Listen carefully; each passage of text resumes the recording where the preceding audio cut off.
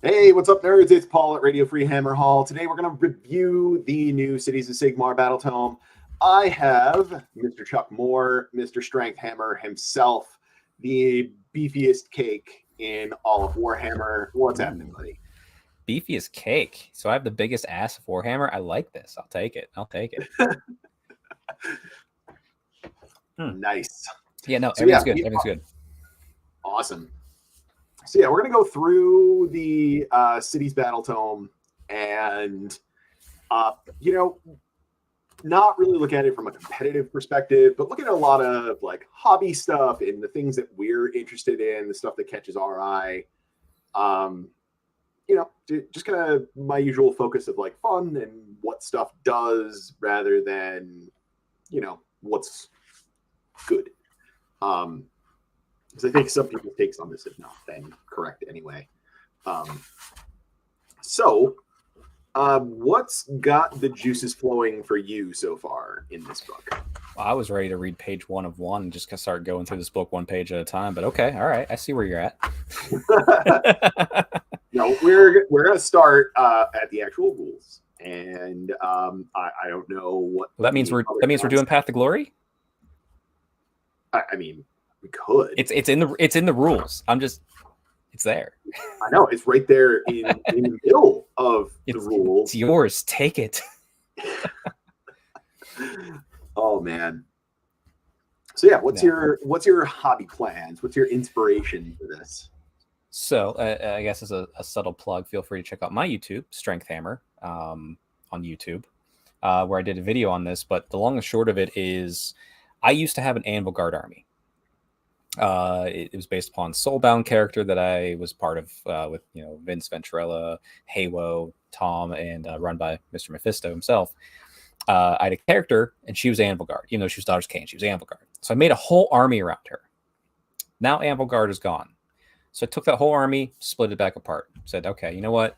A lot of these old Dark Elf stuff, they're the old metal ones. I can redo this. You go back to my fantasy army. Let's just start from scratch. I literally have one model. I was telling you earlier, I have one model that you're not going to see on this video because it's too small, to start my army off with, as well as the box set. Mm-hmm. So to redo it, I wanted to go back to, where did I first fall in love with the concept of Cities of Sigmar? And it was really way back when, 2016. There may even be people listening who weren't even in the hobby at this point. I would hope they were alive by that point, because otherwise, get off YouTube, especially this channel. We're saying naughty words, words, naughty concepts, indoctrinating you into horrible ideologies. Exactly, like elf life, best life. Yeah. And nobody's figured out the sort of subtle subtext of joke behind the name of this channel to begin with, which is funny. I think the people that have gone ha, and have moved on. You know what I mean? Yeah. Because they don't care. It's regardless. It's 2016. Sigmar is still fresh and new. Warhammer community did a great event called the Seasons of War. Now, you've probably heard that name 1,000 times now. This was the first Seasons of War, at least for Age of Sigmar, called the Seeds of Hope. We were back in the realm. Specifically, we were in the realm of life, and it was a global campaign. And what it was is order versus destruction versus chaos versus death. And there was 3 places we were fighting over, 3 potential new cities that anybody could have claimed, any one of those factions. And it was Phoenicium, Greywater Fastness, and the Living City. Now, it was based upon where you're at, and all hobby counted. Like, there was different groups. The group had a leader. They signed up. They submitted all the scores based on how many models were painted, how many games were played, who won those games, all this fun stuff.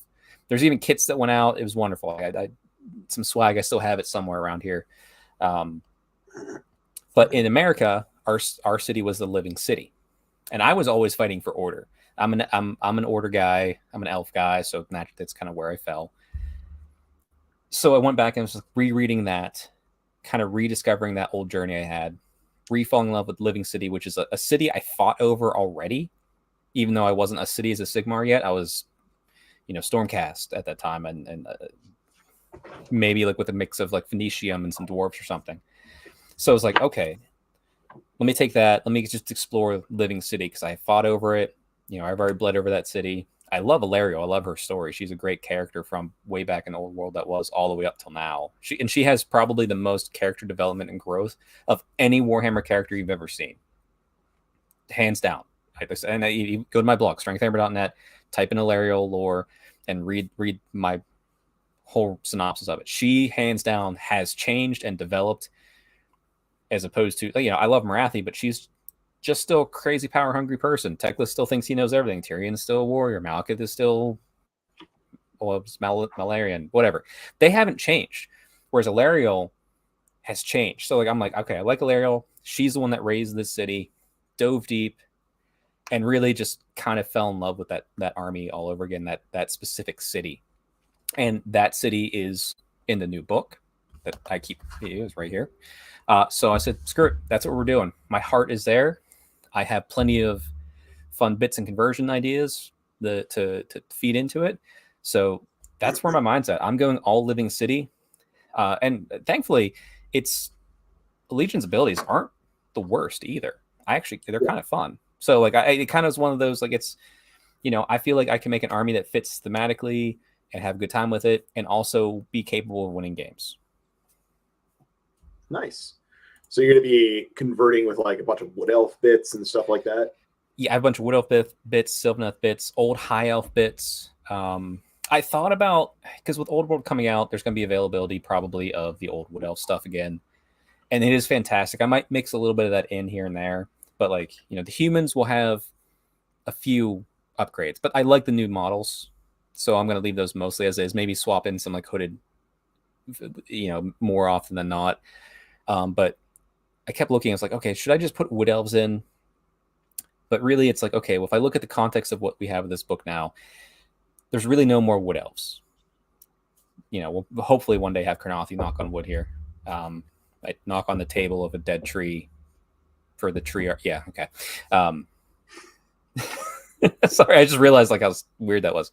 But I'm going to take the Dark Elf kits, I feel, whenever they come back in stock, and convert them to see like, okay, they were Darkling Covens or Blackguard or Executioners, but they've adapted to the way of life in the Living City. So I want it to feel as if they're Dark Elves who are part of the Living City as opposed to just Wood Elves. Doesn't mean that I can make that work, and if I fail, I'll eventually just get some Wood Elf models and stand-ins and all that, because no one's going to notice, and it probably will still look cool. But yeah, that's kind of like where my concept is. And it's going to be a very slow grow army. And I say that knowing I'll probably still build and paint it in like a couple months time, because really if I was doing this army stock standard to have it done in like 2 weeks, because I'm too fast anymore at this stuff, Paul. I need something to slow me down. Yeah. So I still have my first army from Warhammer Fantasy Battles, which was the Empire. Was that Empire? Yeah. I still just have pretty much all of that stuff. And it's all been sitting on the shelf for years now because, you know, I really kind of moved over to Nurgle and other chaos stuff. Isn't it interesting how we get like associated mentally with one person, one army? Like, I know you as a Nurgling, like Paul the Nurgling. Yeah. I know you as a Nurgle guy. You know me as a Daughters of Cain. But my first army was High Elves. Yeah. And that blows people's minds. They're like, what? I'm like, yeah. It's crazy. Sorry. Like, all of my early content was all related to free people and all that stuff. Yeah, it's weird. I always laugh whenever that stuff pops up, because like you just like you're blowing my mind a little bit. I'm like, no, you're Nurgle. You're like, no. You're like, no, Chuck, I'm an Empire guy. Yeah. So I actually really like when we started down the path of all of like the allegiance abilities and everything, I wasn't super excited about what they did with Free Guild to begin with. And then we got the Cities of Sigmar book, and some stuff went away, and there were some cool things in there, but I didn't feel like I could really do with the army the kind of things that I really wanted to. Like, they weren't that great. Yeah. And so it just kind of went on the shelf. And now this book's coming out, and most of the Free Guild line is out of production. All right.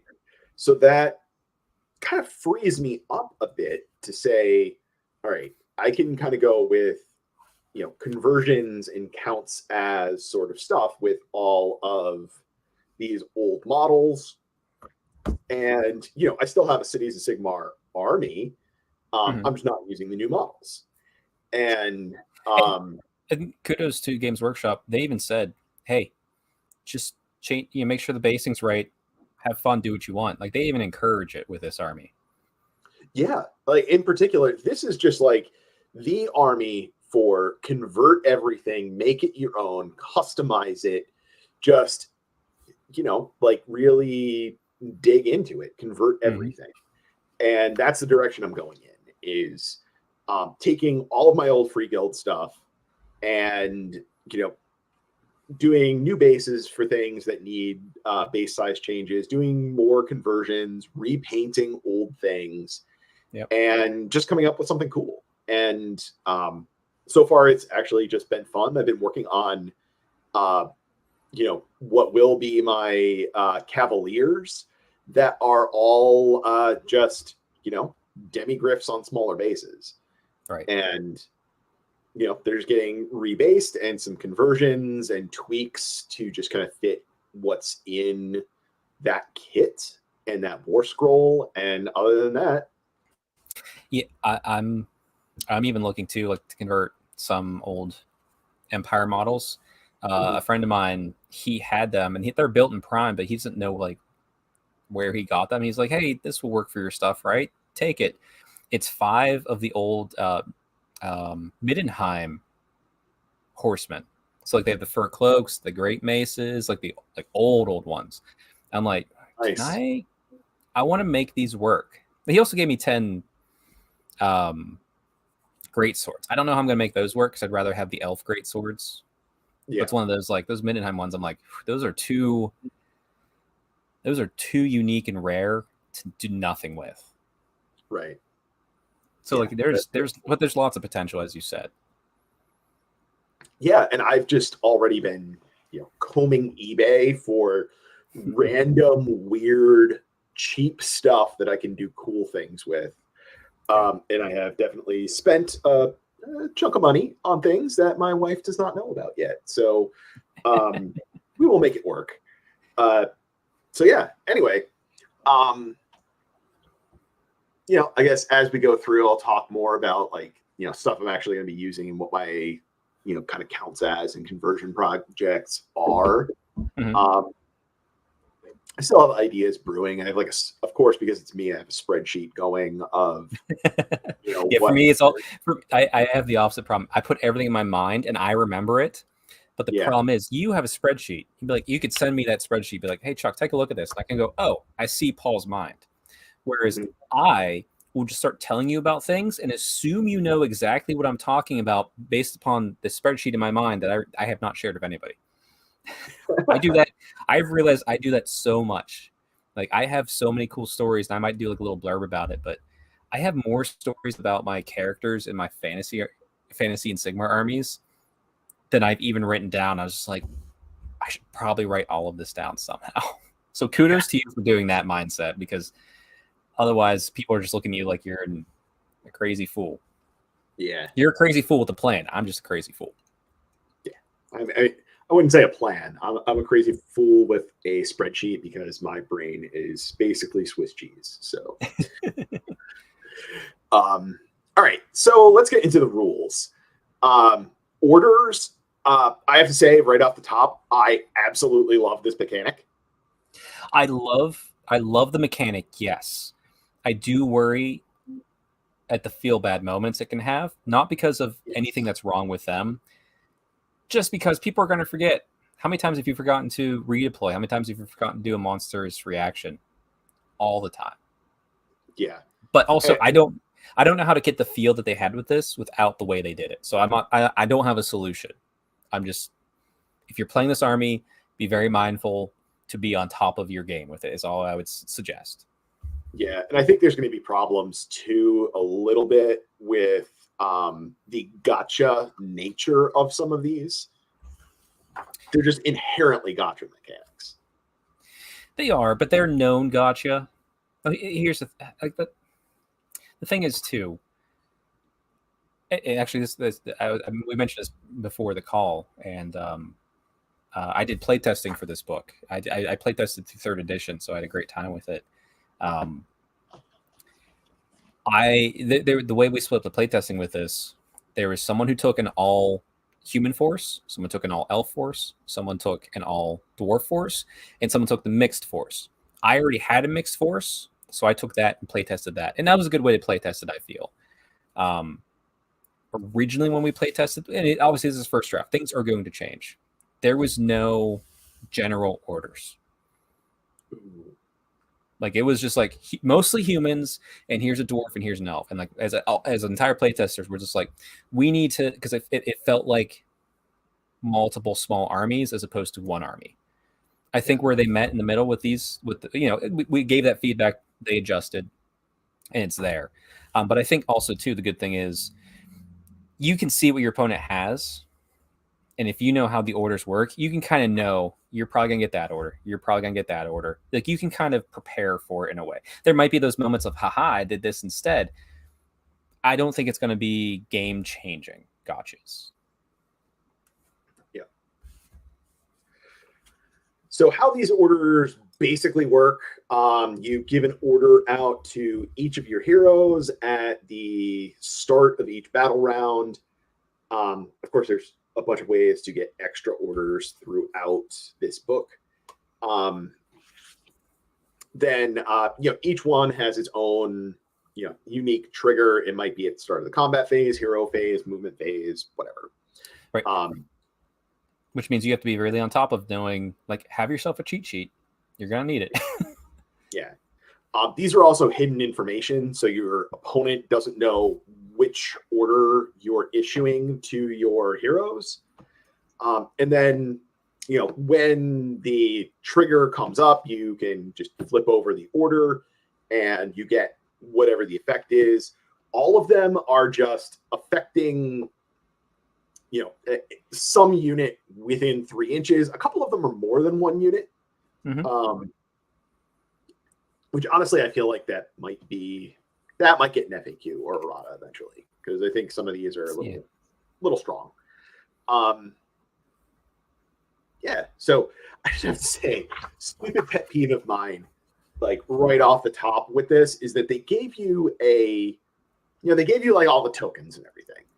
Well, only in the box that's out. What's no longer available.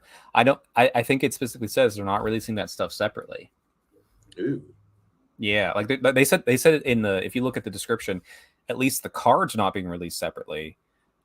The tokens, I imagine, even less so, because those are even more rare. So the third party probably is going to be the way to go for it. Yeah.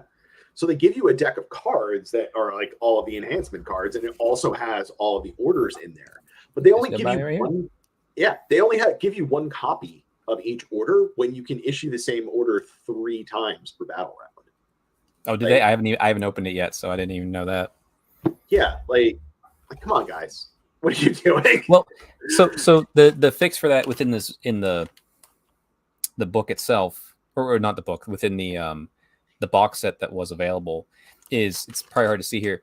Here's the punch out cardboard, like this right here. This square is the orders itself, and all these are tokens, and there's multiple of these, and the symbol on one side it's just Cities of Sigmar, so you put that next to your hero.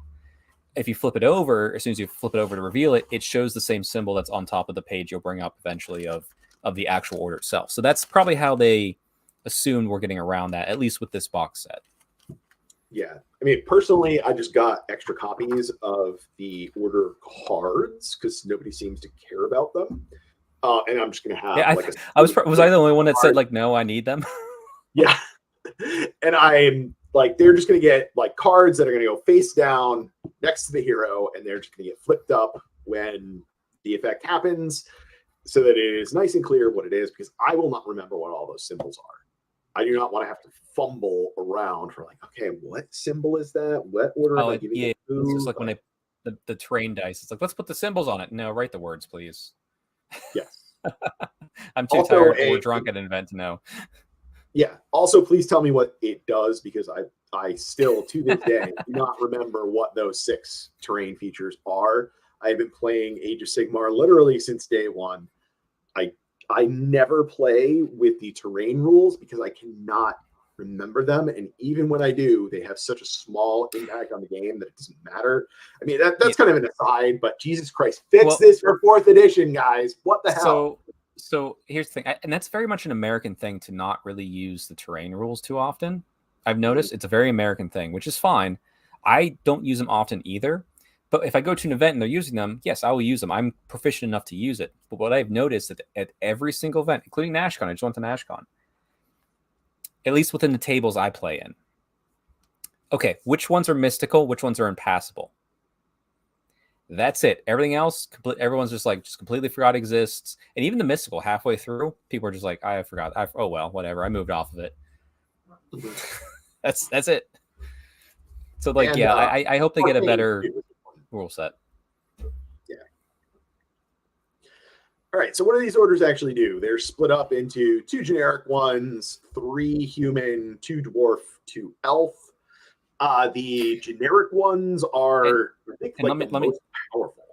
Let me say this too. This was also a suggestion in playtesting. It wasn't taken, and I said I'm not a game designer. I was a playtester, so you suggesting things aren't going to be always taken lightly. I'm not paid to be a game designer. I'm paid to be a playtester. So I playtest, offer feedback.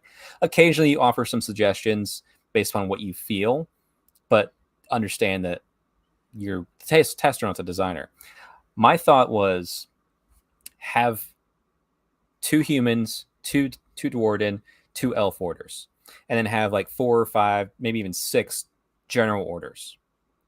Okay. Or even to the point of, maybe at the start, have lots of human orders, a Dwarden order and an elf order. But what connects all these races together?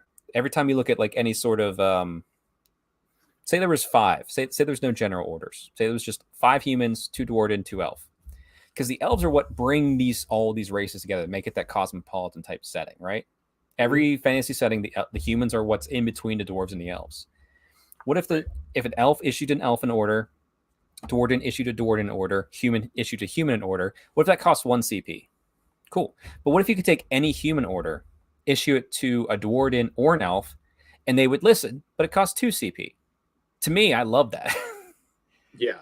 That'd be more that makes sense lore-wise.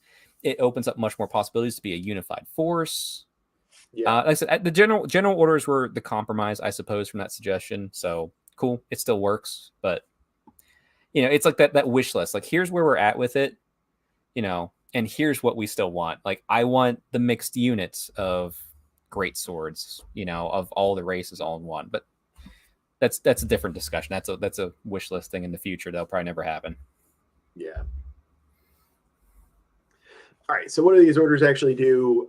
Advanc Formation. It's +3 movement to all of the units within 3 inches of the hero issuing the order.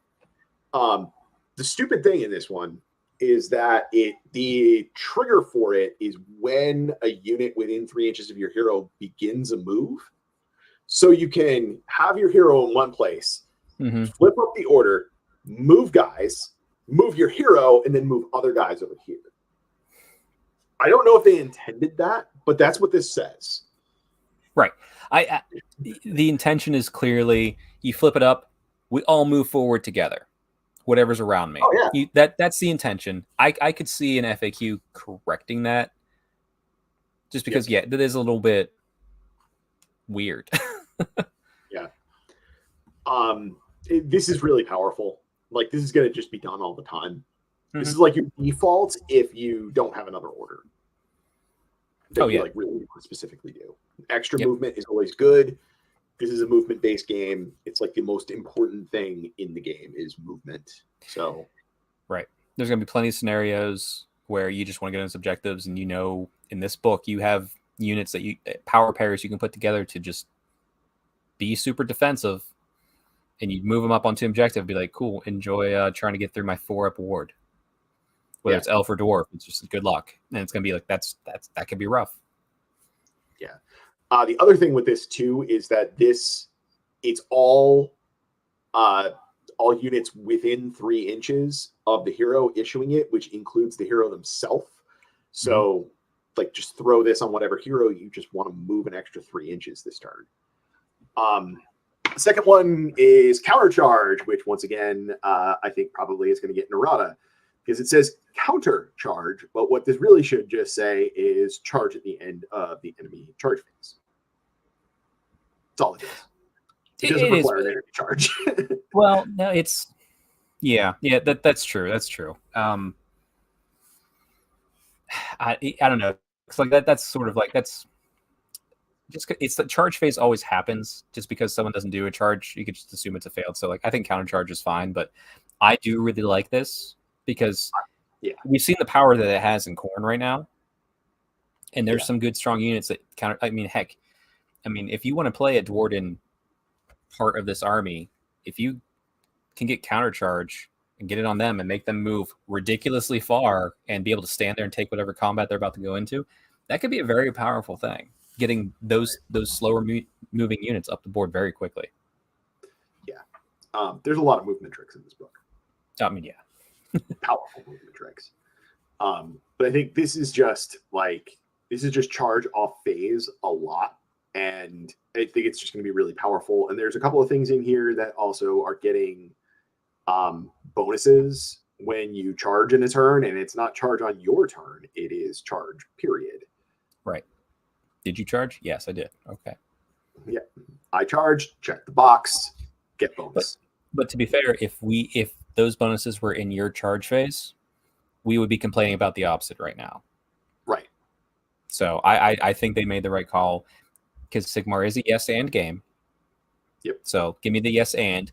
If something's too powerful, let's tone it back after. Yep. All right. Human orders return fire. Basically, if one of your units gets shot, the hero has to be within 3 inches of the unit that gets shot, and then a unit within 3 inches can shoot. So human only. Yeah, human only, but it can. So it's basically just as Fusiliers. Yeah, so it's Fusiliers, and you have a Fusilier Major next to them. The thing is, like, I read this, and I'm like, oh my god, that's amazing. No one's going to shoot your Fusiliers ever. Yep. Or the thing next to your Fusiliers or whatever. There's not that many armies that really shoot heavily to begin with. So I think this is just... this is like prevention. This just protects your stuff that's near Fusiliers. Yeah. Now, the thing is, too, I wouldn't say it's a trap, because if you have a bunch of Fusiliers, not Fusilier Major next to them, you put it on there in case someone decides to do that. It's almost like it's a deterrent knowing that it's there to not have your shooting be shot. Mm-hmm. So I don't hate it. I just worry like it's going to be very different from game to game based upon the quality of your opponent's skill and the level you're playing at. Higher tables, you'll probably you'll never see this ever happen, even if it's used. Yeah. All right. Next one is Suppressing Fire, which I actually really like this one. You use it on one of your units that shoots. After all the shots are made, you roll 2d6 and add the number of models that were slain in the unit being shot. And if that exceeds the bravery of that unit, they strike last this turn. Yeah, it's kind of like Suppressing Fire, Pending Fire, whatever you want to call it. I think there's something similar in 40K. Yeah. Maybe it's not off bravery, but I like it. That's a fun little thing to do.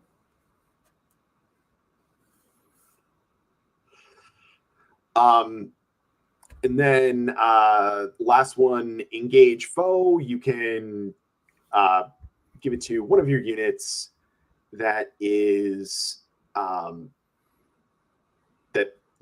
in the beginning of the charge phase. If that unit makes a charge this turn, And it's the first time that they have gotten into combat this game. They add 1 attack to all of their melee weapons, which currently, as this is written, is also including mounts.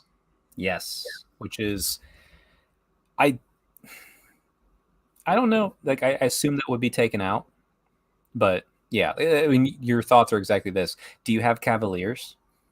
Yeah. That's what this is for. Use it on Cavaliers. And your if you have the Marshal on Griffin, it's also very good on him. Oh my gosh, yes, yeah.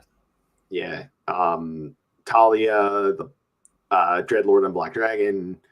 But really, like, or actually, I'm sorry, not Dreadlord on Black Dragon, because this is a human order. Yeah. But yeah, it's like, are you charging? Has this unit been in combat before? Oh, good. They are gonna really kick ass in their first round. I mean, it's a charge, so it makes sense. Like, the thing of me I see about this is I think it's a lazy one that they wrote. Mm-hmm. It's good. It's fine. I'm not against it.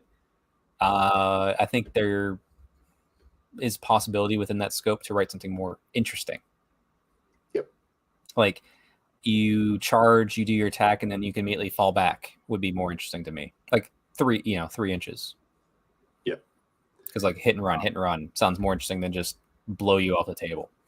But this is 3rd edition where all the damage is ridiculously high. So. Yep. Also, like, this one too, we have to be careful with this. You can only do this in your charge phase, so you can't combo this up with Countercharge, which is a fair limit. Yeah. Yep. Yeah, that's a fair but limit. You can, of course, combo this with like Suppressing Fire. So you shoot at something, make it strike last, and then have multiple engage foes so that you can, strike multiple units before your opponent gets to hit back at you. Yep. So you move an extra 3 inches, you suppress fire, and you charge of Cavaliers. Rinse, repeat, win the game. Yeah. Yeah. If you can't tell, Cavaliers are pretty good. They are. I like them a lot. All right. Our Dwarden orders, Form Shield Wall. Basically, just you do this in the enemy combat phase, gives one of your Dwarden units with 5 or more models a 5-up ward, but they strike last. Fine. That feels like a dwarf thing. I love it. And as we'll see, that actually gives an even more bonus on this specific unit that's all about shields already. Yes. And I love this one completely. Yeah, I also really like that they're throwing in this. You get a bonus at the cost of strikes last. Well, I'm fine as a Kraith player for Daughters of Cain, getting to attack a second time but fights last. I said I that's the most reasonable way to do it. I feel so. I'm all for that. Like I'm willing to risk that to do this every time. Especially this makes me want to figure out how to put some dwarves in my army. Mm-hmm. Yeah, like a unit of 10 at least. But I would like to say unit of 20, but points it up fast. You're gonna need a dwarf hero to do this. So yes, you need a dwarf hero, and then there's very few dwarf heroes that matter right now. Yes, poor Rune Lord, rest in peace. Yeah. All right, and then Grim Last Stand is our other one. You use this in your combat phase, and if any of the models in that unit are slain, you roll a die. On a 5-up, the enemy unit suffers a mortal wound.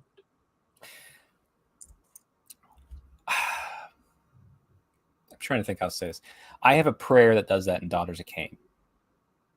The fact that this is a core mechanic on a dwarf, like this, I don't like this one for dwarves. This doesn't feel like a dwarf thing. Yeah, like the name sounds good, but I think there could have been something better here for a dwarf specific. Like maybe even plus. And your dwarves tend to not die a lot. Yeah, absolutely. Like they all have high armor, so why are you? I don't know. Yeah, like it's going to be hard to use. Right. It's the thing that too. Like Yeah. Why I don't want to plan for my models to die unless I'm an army that is used to that. Daughters of Cain, I'm losing witch elves left and right, but if I can do damage on the way out extra, it's a bonus. Yep. I'm not going to bring enough dwarves to care. And if I'm bringing an army of dwarves, well, then I'm already very limited on my command things already. So, and there's no real good unit to put this on. Yeah. In my mind, unless you want to take great sword long beards, which, unless they get really cheap, I would not be doing that. Yep. All right, then we have our 2 elf orders. Strike them down. You use it at the start of your charge phase. And if that unit makes a charge move, they strike first. Just solid ability. Amazing. Executioners, Yeah. black card, especially executioners. Oh my gosh, yes, all day, all day. Yep. I like that. The only downside to this is that you have to do it in the charge phase before the charge is made. So this can potentially just get completely blown if you blow the charge. Sure. But like I said, there's got to be a drawback, risk reward. I don't mind it. I'm like, that's fair. I just need to position myself. I need to issue this command in a position of power as opposed to a position of gambling. Right. And then we have Swift Disengage. This you play it at the end of the combat phase, and it lets one of your elf units retreat at the end of the combat phase. Still, yeah, that's fine. If you know you got the next turn, because then you could just do the strike them down again. It's I'm fine with that. I like both elf orders. Yep, that's it. It lets you retreat in your opponent's turn, so you don't end up with the retreat penalty in your turn. So you can charge, you can run, you can do whatever. Well, and the thing is too, it's very powerful to just switch off, and maybe you can move enough models into a nearby objective by doing this. And the movement's king, as always. So any way you can move is always a great bonus for me. Yep. All right. So that's all the orders. On to command traits. I'm not going to bother going through every one of these artifacts and command traits. Just going to hit the cool ones. Master of Ballistics, I think, is just the competitive choice. It when you issue all out attack from your general, you also add 1 to wound. Yeah. With missile weapons, but only to capital units, which is effectively just Fusiliers. Right. Although I'm a big fan, especially if you had a free guild general on Griffin, the grizzled veteran, because I'm not sure how much anyone here listening or you, Paul, play 40K, but wounding me only on a 4-up, that's more powerful than you realize. Oh yeah, that's really good. That's really good. So that, to me, I keep looking at grizzled veteran because of how I'm going to do a very narrative theme thing. So I'm going to have maybe a unit of Fusiliers, much like the Harbinger's books talking about. There's not many of that.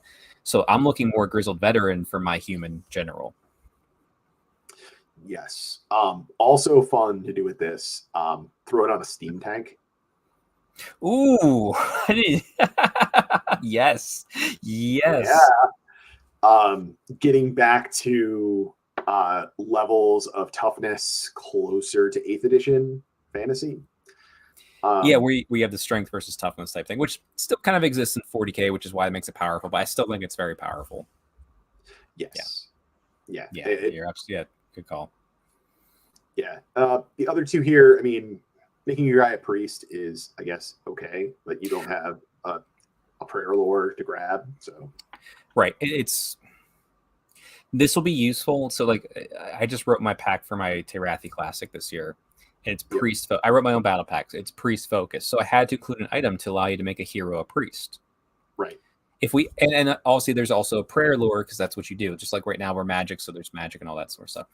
If we get to a General's Handbook that has a priest focus, all of a sudden you look at that in a completely new light, and you're like, oh yes, I probably wish to do this. Yep. All right, and then we've got our dwarf ones. Pass. Anything here grab you? If I was to do it, because the Rune Lord losing his +2 is completely neutering. I didn't think his +2 was that bad. Yes, he was being allied in lots of places. I did it myself in Daughters of Cain, but I didn't think it was that beneficial to remove it. So if I was to do anything, I'd be like, yeah, give me the Master of Ancient Lore just to make my dwarf hero that can do something a priest now as well. Yep. That's the one I would go with. Yep. Yeah, I completely agree. But also at the same time, if you have a Dward in general, you're probably running a Dward in first. You probably already have a Rune Lord. So I'm trying to think through it as I go. Like I could see people going, never mind. Yeah. And then elves. There's only one. Add one to casting and unbinding rolls. That's no. Unparalleled duelist all the time. For each hit roll for an attack made melee each weapon. Missed hit roll. Oh, each missed hit roll. Yeah, you reflect back mortal wound. Yeah, that's really good. Just make a suicide run with like a Dreadlord dragon. Yep. You just get it up there as fast as possible. I mean, really anything. If you don't want to do it on the Unparalleled Duelist, it's because it's elf general only. Throw it on a sorcerer that's on a 4-up ward with the blackguard. Have her in front. Just throw her in. She's 90 points, 100 points. Who cares if you lose her? Yeah. And all of a sudden, like, she's gonna kill more than she's ever killed in her life as a sorceress. Yep. The one you would not put this on the Blackguard Fleetmaster. He has a kind of an ability that's similar already, but yeah, Dreadlord's an easy one. But yeah, because I'm making sure there's no just elf general. I would put this. I would have a unit of 10 Blackguard behind a sorceress on foot. I would throw them both in. Everything that can attack the sorceress is going to have to attack her.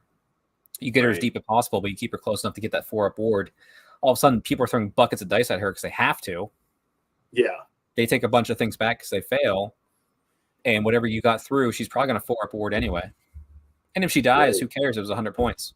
And you can even keep a second. It's cheap enough to keep a second sorceress behind that unit in reserve to bring it up, hopefully close enough to just keep that 4-up ward going. Yeah. All right, human artifacts. Is there anything on this page that is not Sigmarite Warhammer? Like, I've got to say, first of all, they just wrote. They might as well have put my name on Sigmarite Warhammer. Like, this is exactly the kind of thing that I like doing with heroes. Like, give me artifacts and command traits that let me just do something silly with a hero. And like, bam, there it is. Love it. At +1 to rend, +1 to damage on a weapon. Like, dude, give me that all day.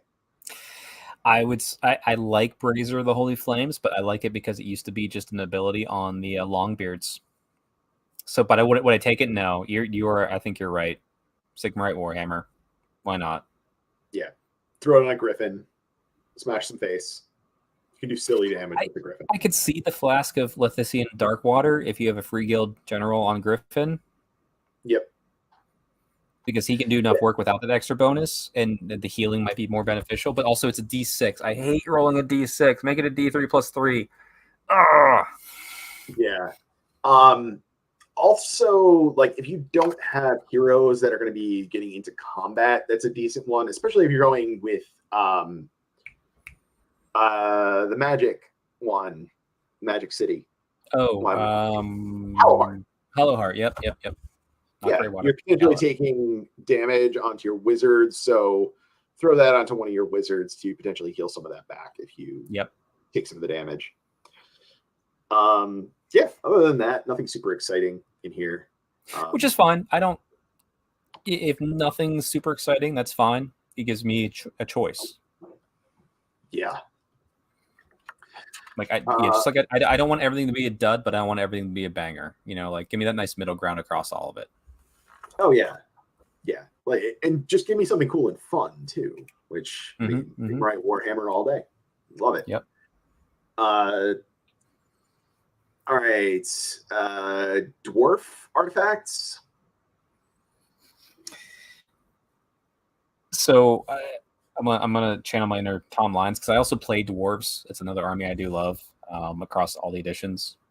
I like the Book of Grudges just because Books of Grudges, that's such a dwarf thing. Right. Every one of my dwarf armies has a Book of Grudges, and if I lose a game, I write down the date, the person who beat me, and the army they have, and that grudge stays in there until I beat that person with that army again. Nice.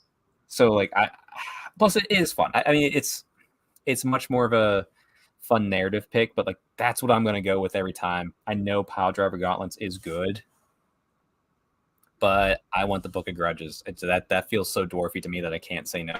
I feel like if I don't take it, I should be in the book. Yes. Go in the book. Yeah.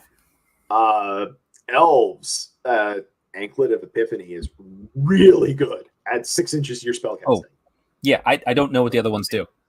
Yeah. No. I took them and then said, nope, I only need this. Thank you very much. That's fantastic. Yeah. And then I was disappointed when I looked at the Venom Fang Blade.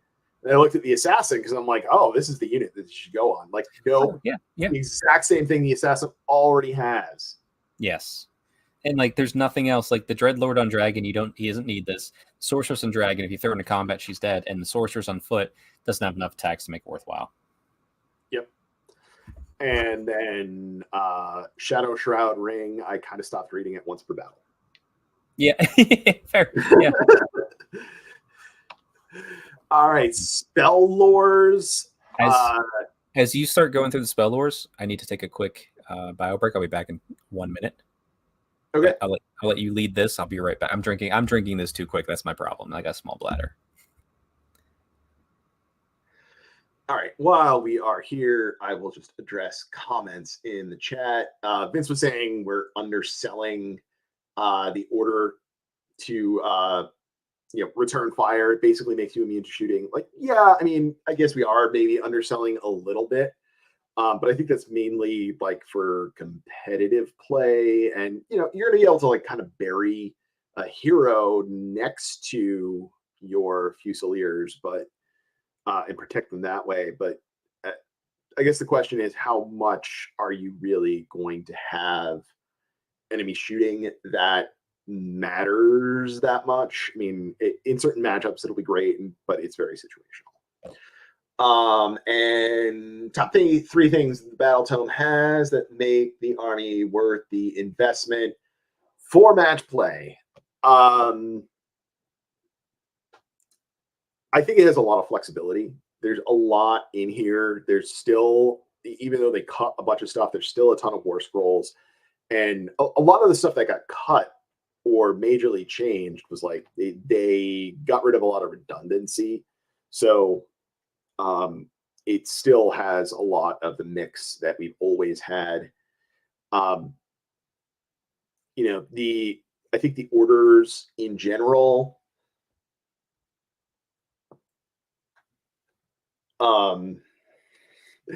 Vince likes that you can basically just beat KO with one order. Yeah, I mean, that's pretty good. You're not wrong, and KO deserves to be punished because dwarves are stupid. Other things that sell this army for match play, I mean, I think you can kind of play into a lot of different things, like whatever you like. I think you can make decent in this book. And it just has a lot of tricks and a lot of weird stuff. Like if you have a very like Johnny psychographic profile, this book is all for you, and you're going to be able to go through it and pull out the most powerful stuff and do fun, cool things. So yeah, that's kind of my sales pitch for this. So I just addressed the chat while you were away. Right. Hey, I heard Vince is in the chat. Hi, Vince. Hope you're doing well. Yeah. I'm sure we're going to undersell some things. Yeah. That's all I heard. I was like, as I was leaving, I was like, oh, yeah, we're probably underselling some things. So we should do it as a quick call out. If you're looking for the true competitive focus, go watch Warhammer Weekly. Vince and Tom and them, they did a great version of this show. So definitely shout out to them. Very enjoyable. Yeah, I listened to that several times so far. I may have listened to it again. I listened to the show from this Wednesday multiple times already because. And also shout out to AOS Coach. He did 3 episodes based upon if you're taking this specific race, dwarf or dwarven, elf, or human. That was a very good listen too. There's been lots of good coverage about this, and then obviously 2+ stuff for all the lore coverage. Yeah. I should probably shout out, even though I'm not on it, my friend Matt, Big M's Power Hour, it's on my channel. They just released theirs, which is Cities of Sigmar. If I don't shout that out, they will yell at me. So shout out to my own channel, I suppose. Even though I haven't listened to it yet, so hopefully it's good. All right, back to actual book stuff.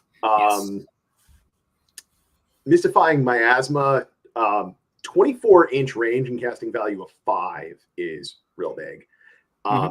Unit can't run and subtract 2 from their charges. That's really big, really powerful. Right. Even more so now where we have primal dice. But taking that out of the equation, it's good. That's good. Yeah. Paul of Doom, a unit can't issue or receive orders. Like, we all know how good Roar is. Roar on an 18-inch stick. So, yeah, that's good. Thaw's Protection makes a unit ethereal. I would say not terrible. Really, really funny if you cast on a steam tank, though. Can you tell that I've been building dumb steam tank commanders? Everyone has to go through that phase of this book eventually. Yes.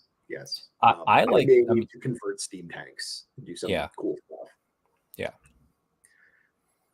Transmutation of lead, going back to what this was like in 8th edition, like melting a unit if you beat their save, so all the units with really good saves get wrecked. Absolutely fantastic. Yeah. Then wild form, charge on 3d6 instead of 2d6. Especially because I'm leaning towards living cities. Like, I feel like I have to take the wizard. That's the wild form wizard. So I'm probably gonna have that in my list. And let's get some executioners up in there. Yeah. Oh no, it's human only cast. Never mind. What would I throw on this? I guess steel helms. Or no, I probably cast on the Free Guild on Griffin. Yeah. Or your Cavaliers and just send them all the way across the board. That's true too. Yep, Cavaliers. Oh, they're still good. Yep, still good. Don't stop being good. All right. And I also wish, because like this, I play lots of fantasy, like 8th edition fantasy regularly.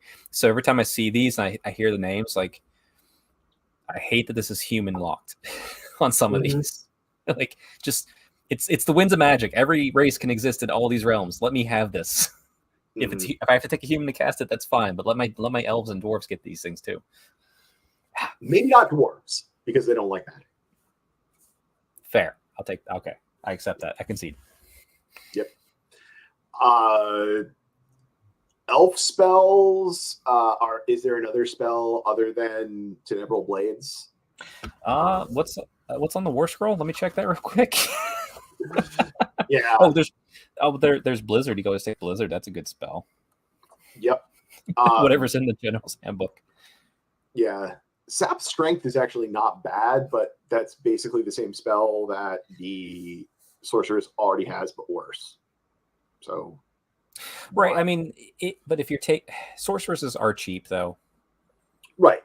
So like it's if you're taking 2 Sorceresses, sure, take Tenebral Blades first, take Sap Strength, and then if you have a moment where you need to just cast Sap Strength in the War Scroll one, that's fine. I mean, if you're going to take, especially in the context, if you're doing an elf army, you're going to have all these pretty easily. You're going to want that many sorceresses. Yep. Dwarf prayers. I mean, I guess these are okay. Like, +1 to hit on missile weapons, not bad, but Well, I mean the Iron Drakes though, that takes them from 3 to a 2. That's pretty solid because they have rend on all their weapons. I don't hate that one at all. yeah, I think that's one of the better ones here. Right. And then Rune of Oath and Steel subtract 1 from wound rolls that target. This is where I'll stand up. I think I don't want you to undersell any of these. When I play Daughters of Cain, someone gets -1 on to wound on something that I have to attack.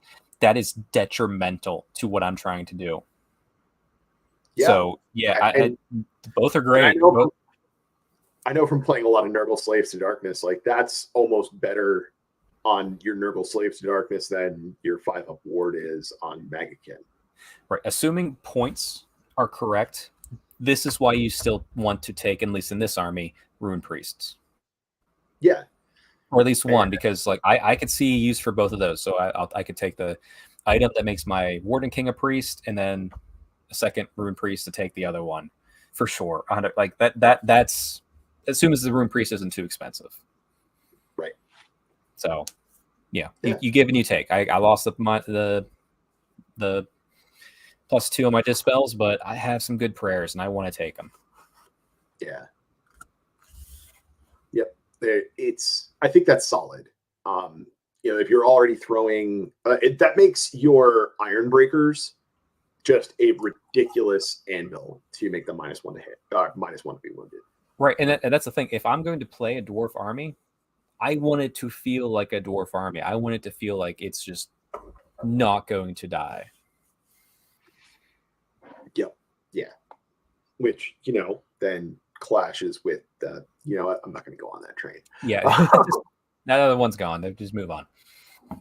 Yeah. All right. Our cities, Hammerhall, Aksha, you just get an extra order every turn. Real good. Sure. Yeah. Good. Real good. And not to mention you have lots of cool characters in this keyworded subfaction. So not a bad choice. And I have to say, before we get into this, like, reading that, it's like one extra order, that's not super exciting. But most of these cities are fairly light in what they do. So that's actually really good compared to the other cities. Actually, I'm real curious because there's also the bonus that we didn't mention with the Ventus Firestrike, the Stormcast, because she's located in that city because that's where the Hammers Sigmar are. How many points is she? And what is she? I can't remember what she does, if I'm honest. Well, I got my phone right here. So I'm doing the same. Yeah. She's 270 points. Okay. So, okay, it's a chunk. I mean, she's Stormcast, decent attack. She's on a mount. She flies. She's a wizard, 2 spells, 2 unbinds. Okay, I'm not happy with that. Mm-hmm. She buffs Hammers of Sigmar, so let's throw that out. That's not going to happen because we're now in. We don't have that anymore with this book as far as what we're doing. Allocate a wound to a friendly Stormcast instead. You can negate it. It's assuming you're an ally in more Stormcast, which I don't know if we will. Heal D3 wounds to that unit. That's good. And casting a spell, cast a 7, 9, pick 1 point in battlefield. Each enemy within takes D3. Not awful. I wish she was more like 210 points, maybe 220. Yeah. I don't know. Because extra points are good though. So they are, but I also feel like you're wasting some points if you don't take a unit beside her. So battle line, obviously some Vindicators, 110, so we're spending 380 points. That's not terrible for an extra command point. Gives her a bodyguard that she can kind of protect a little bit. Or more importantly, Judicators, why are you 200 points? Judicators, dear God, why? Yeah, I don't hate it. I think points are a little bit off to make the case for her completely. Yeah. All right. Tempest-Eye, your Tempest-Eye units and your allied Caradron Sky Vessels can retreat and shoot. I mean, not something I personally care about at all. Sounds good.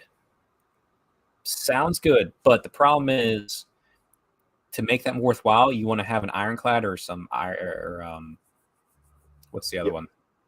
The frigates. And those cost so many points, you're not going to ally in enough to make it worthwhile. Right.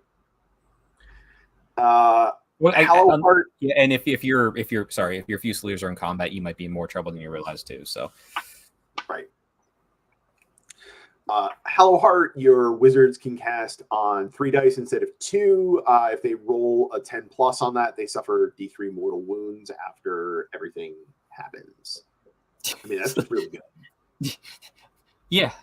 I haven't thought this through because primal dice are just after rerolls. This just isn't a rerolling prevents primal dice usage.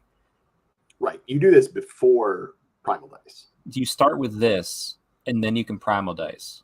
So if you roll a 9 and then you primal dice, the 10 won't matter because it's only in those first 3. So like right now, assuming this book finally comes out fully, right? Highhouse, it's not a bad option if you really want to get some spells pushed in there. Granted, you're probably looking at the spells in the GHB as well. So, yeah. Hammerhall Gyra, you get an additional reinforcement point, and you improve the bravery characteristic of units with 10 or more models. The first part of this, the extra reinforce points, I love that. I love breaking that rail. That makes sense because Hammerhall Gyra they feel like they can always just make more people. It's really good. The bravery thing, I don't know why that's like, I don't hate it, but I'm trying to think narratively.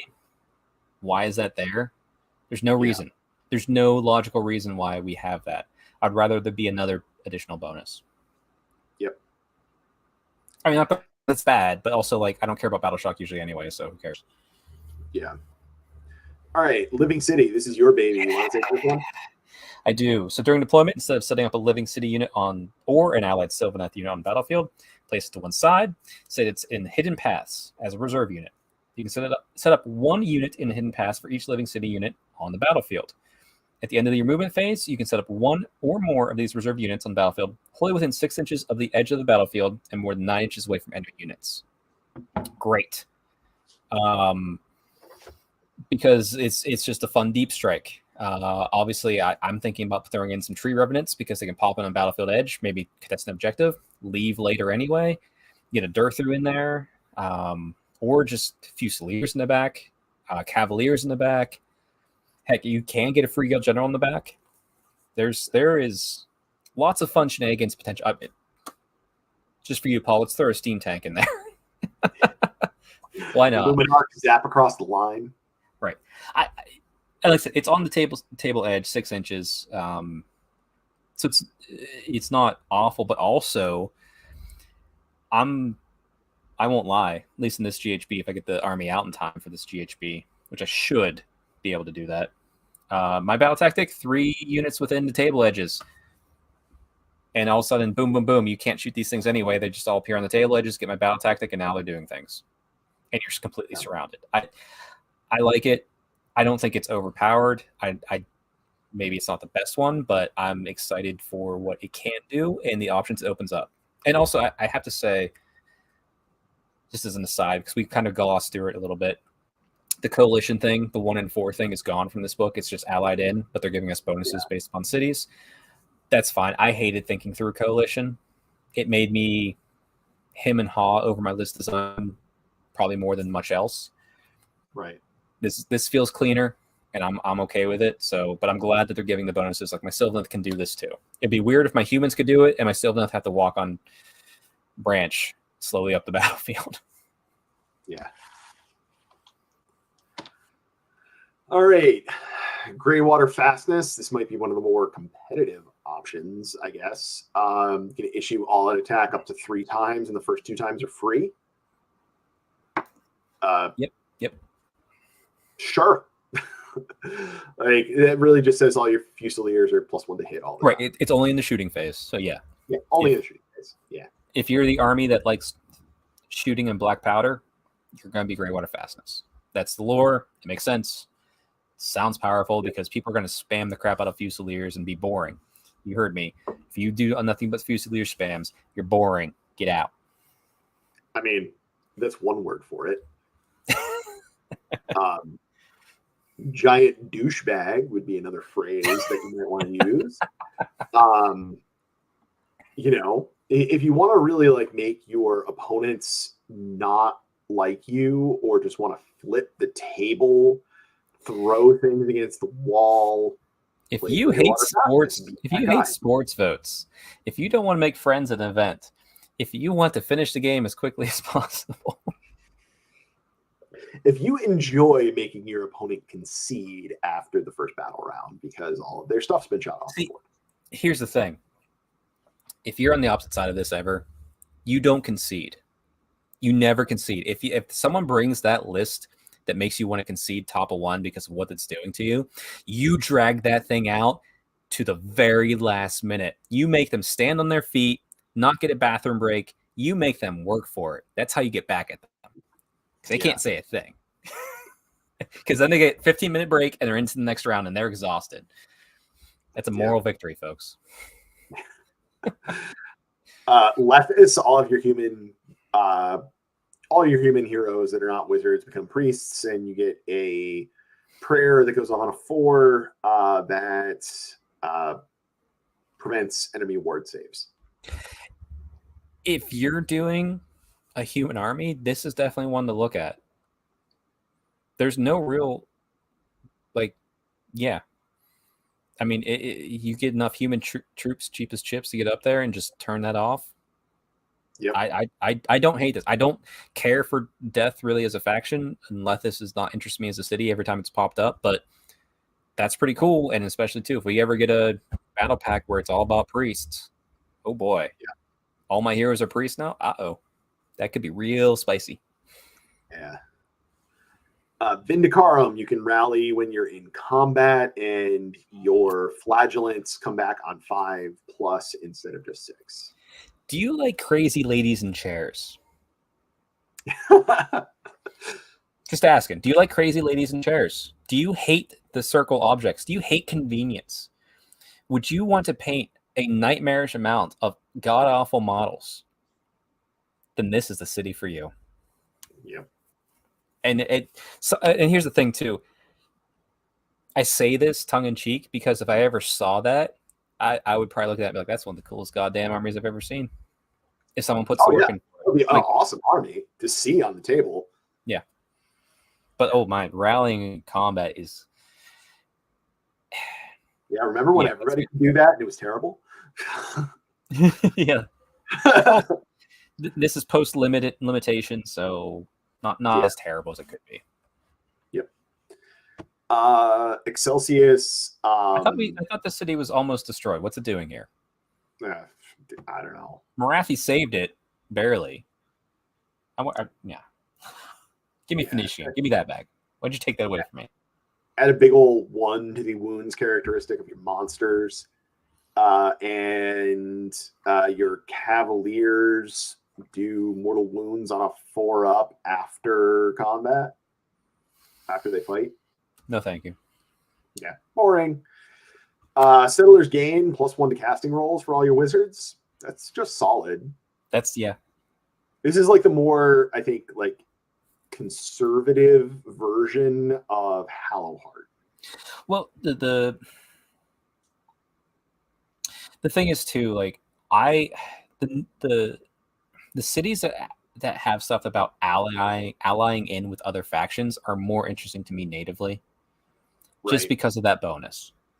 The Caradron one, I think it was a miss, but it's still more interesting to me than, like, say, Excelsius. Because maybe you have that one person who wants to, like, I have a frigate and a gun hauler. I want to do my stuff. Like, absolutely, have fun. It's more interesting to have anything that does allies to me than not. At least within the city scope. Within other factions, not so much. Within this, I actually like Settlers Gain, and if I wasn't attached to living cities, or Anvil Guard if it was still here somehow, I'd probably be a Settlers Gain person if I'm honest. Yeah. It feels good. It feels good. Yep. And then my personal favorite city, Misthaven. Misthoven.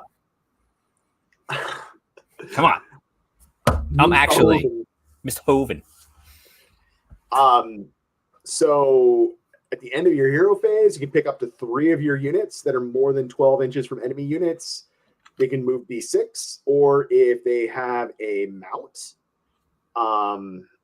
they can move 2d6. And you can move that. You can end that move within 3 inches of an enemy unit. You're absolutely that is a fun one as well. I'm very much curious. Yep, chariots are mounts. That's why I was like, does that count? It does. Chariot army. Here we go. Yeah, you know what else is a mount? Free guild. Commander General. Steam Tank. Oh, is he? Okay. I didn't look at the Steam Tank that deep. Okay, so you get this commander on Steam Tank. You get some chariots, obviously some Cavaliers, and then on top of that, you take you fill the ranks with Corsairs, because they're battle line, right?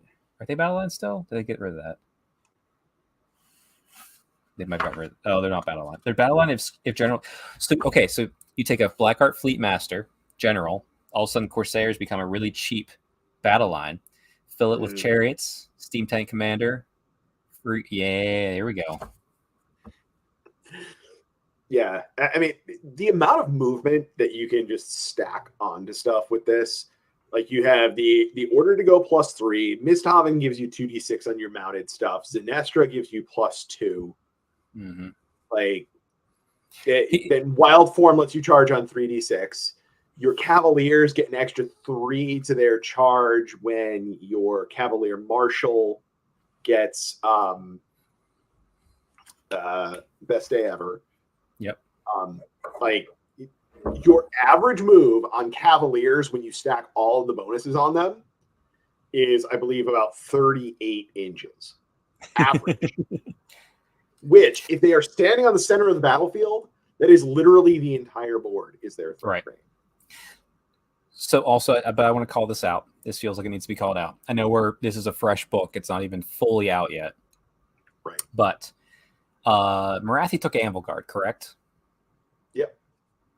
If there's another city she's going to look at to take, and a city that no one would care about her taking, it's this one. So I'm saying your time is limited. If you want to have this fun, do it now, because my girl, she's coming for that city. It's going to be hers. And you're going to lose all these rules, just like Anvil Guard's gone. Yep.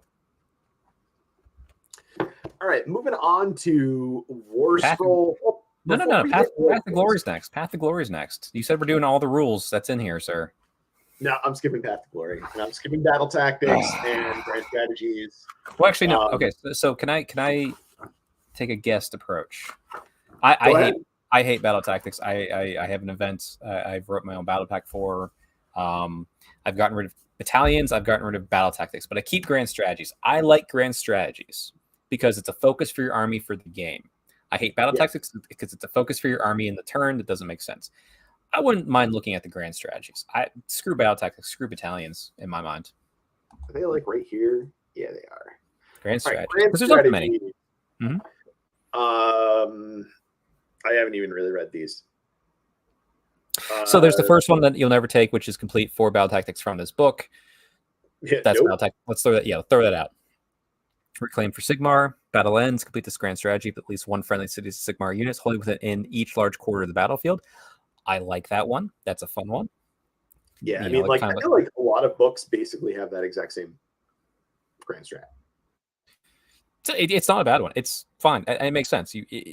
Are you alive at the end of the battle and you can do this? Cool. Good job. Hold the high ground. Battle ends. Complete this grand strategy. If there are any friendly units within 12 inches of the center of the battlefield, a lot of ones have this as well. That's fine too. But the one I like, banners held high. Battle ends. Each player totals the number of standard bearers and units with a totem keyword in the army. The higher total, if you have a higher total, you get it. I like that because that feels Cities of Sigmar. That feels like that's what I want to do, and it's not going to make me completely alter my list design, but it's going to make me make some different choices to maybe focus on that without ruining my strategy. So Yes. I like banners held high. Yeah, I mean, I think for a new edition, I really wouldn't mind seeing grand strategies be a bigger deal. Maybe be worth more points and maybe be harder. I wouldn't mind. I wouldn't mind seeing grand strategies be more focused with a sub faction, like maybe have a general one that's kind of hard to achieve, but fits to the army narrative. But then have sub faction ones. If you're this sub faction, this is also your grand strategy. But it plays into exactly what the bonuses are for that. So it's not impossible, but not easy. How you make that work, I don't know, because I'm not a game designer. But as a narrative focused person who still likes to win games, that's kind of like where my feelings leaning towards. Yeah. I don't think we're going to get that. I'm also a realist in that way. Yeah. All right. Before we hit War Scrolls, any other overarching thoughts on all of the allegiance abilities? It's. I'm trying to think. I definitely lean towards the ones that allow you to do allies. But the nice thing is there's lots of options. I love how many options we have here for it. So kudos to that. And they all feel, outside of like Excelsius, they all feel worthwhile. But also, if you're a person that just wants to run monsters, then you're going to go Excelsius. That's not me. So, but someone out there is. So I feel like lots of bases are covered with it. So I kudos to all of them. Yeah. I feel like overall, all of the allegiance abilities just give you a lot of options, a lot of flexibility. There's a lot of different things in this book that I think can work, which is cool. The way I tend to run armies is I refuse to ally because I'm lazy. And if it's not in my book, I don't care.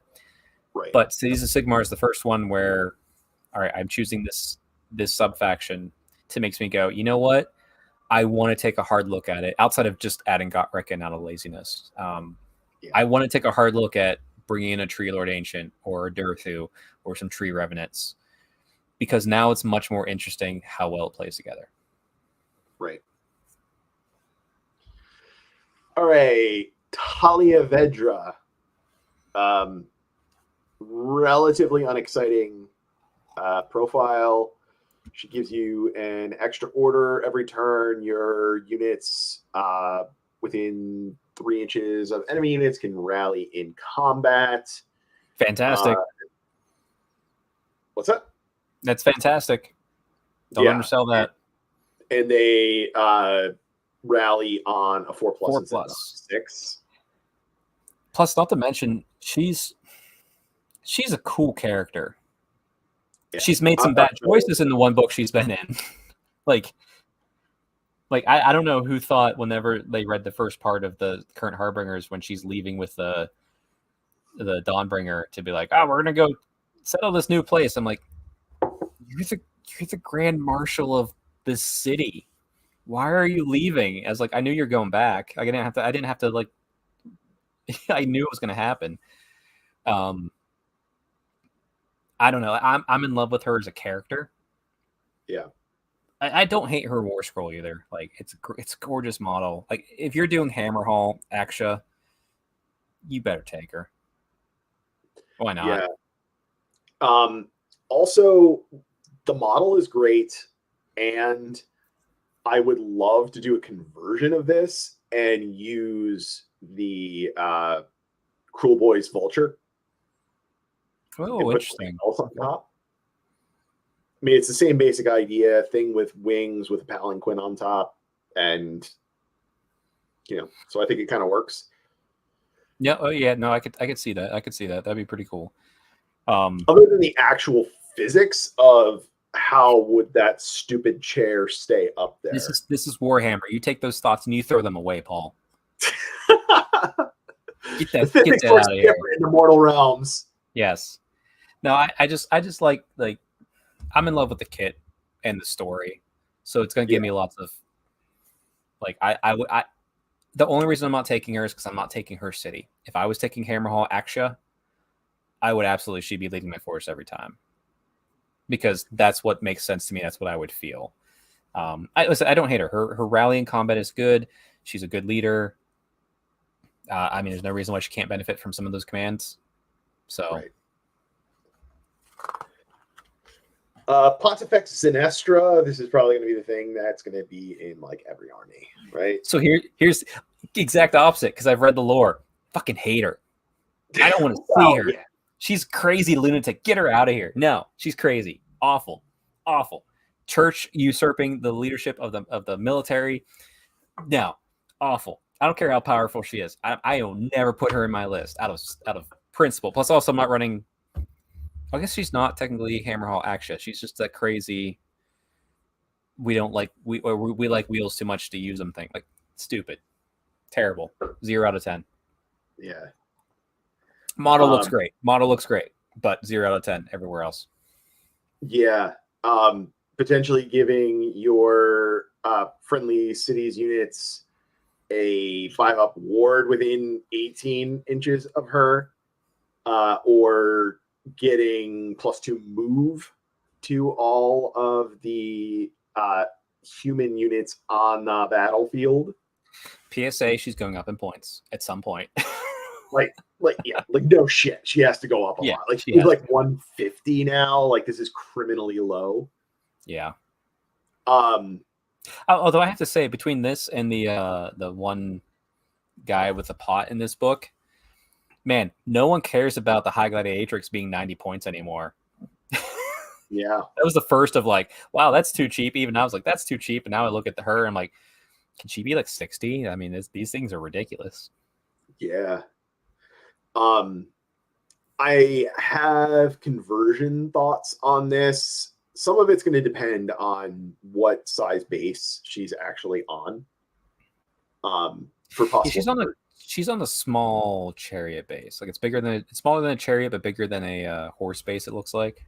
Yeah, like the 105, maybe. Yeah. If it's the 105, I can make some fun things happen. I wonder if you could get the old War Shrine on that. I think you might be able to get the old War Shrine fitting on that. Right.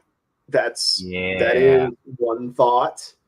Another is I'm just thinking of like models that I already have, taking Volkmar the Grim and doing something with him and some flagellants carrying or pulling him around.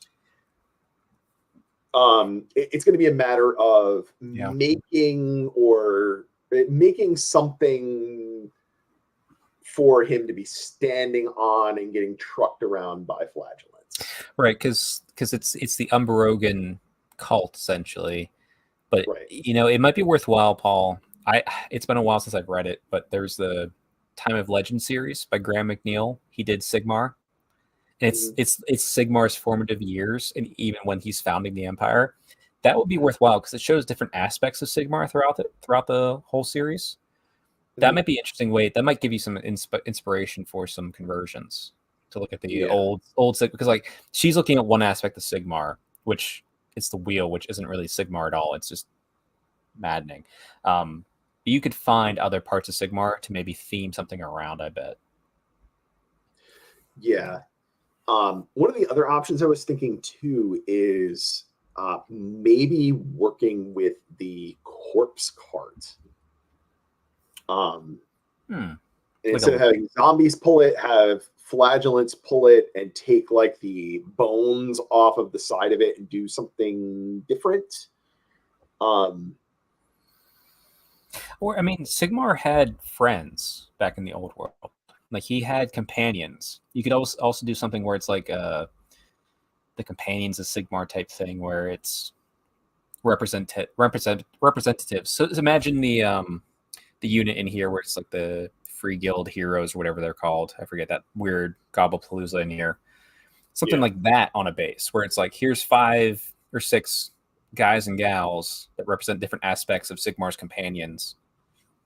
Or even like Sigmar made the Rune Fangs. Like, he's the one that gave the Rune Fangs out originally to all of the tribes that made the Empire. Essentially, you could do something like where they all have rune fangs, get the weapon from the kits, and there's options. There's options. But like I said, it's already a gorgeous model. It's just lore wise, eat dirt, lady. You're crazy. Yeah. Flagellants. These guys are just cannon fodder. Yeah, but if you're taking that one, I forget. Vindicarons? Yeah, if you take that army with Pontifex, get that war. Yeah, it's you can theme around it, and they definitely want to be with her. That's why she's next to them in the book. Yep. But yeah, I mean, it's not unheard of to just put him as cannon fodder in any list if you need to, but points might be at a premium. So I haven't looked at them in any meaningful way for my living cities because it doesn't make sense. But yeah, they still did keep around that devoted Sigmar keyword. Not that right, which Pontifex Zenestra has as well. Yep. Free Guild Marshal on Z Griffin. I'm a big fan of this. Yes. It's a great model that has aged surprisingly well. I appreciate that they've purposely not given him the Galmaraz as a weapon, and they've also removed the Karl Franz specific chest plate. Yeah. They're being like, nope, doesn't exist. Go away. Yeah, we're just going to pretend that the Karl Franz in this kit is not Karl Franz. Exactly. And, yeah. So once per game, he gets an extra order. When he roars, he can hit 2 enemy units. Fantastic. And then his lance is standard lance. He can have a sword, a hammer, or a lance. Throw that Sigmarite hammer artifact on him, and he becomes a real shit kicker.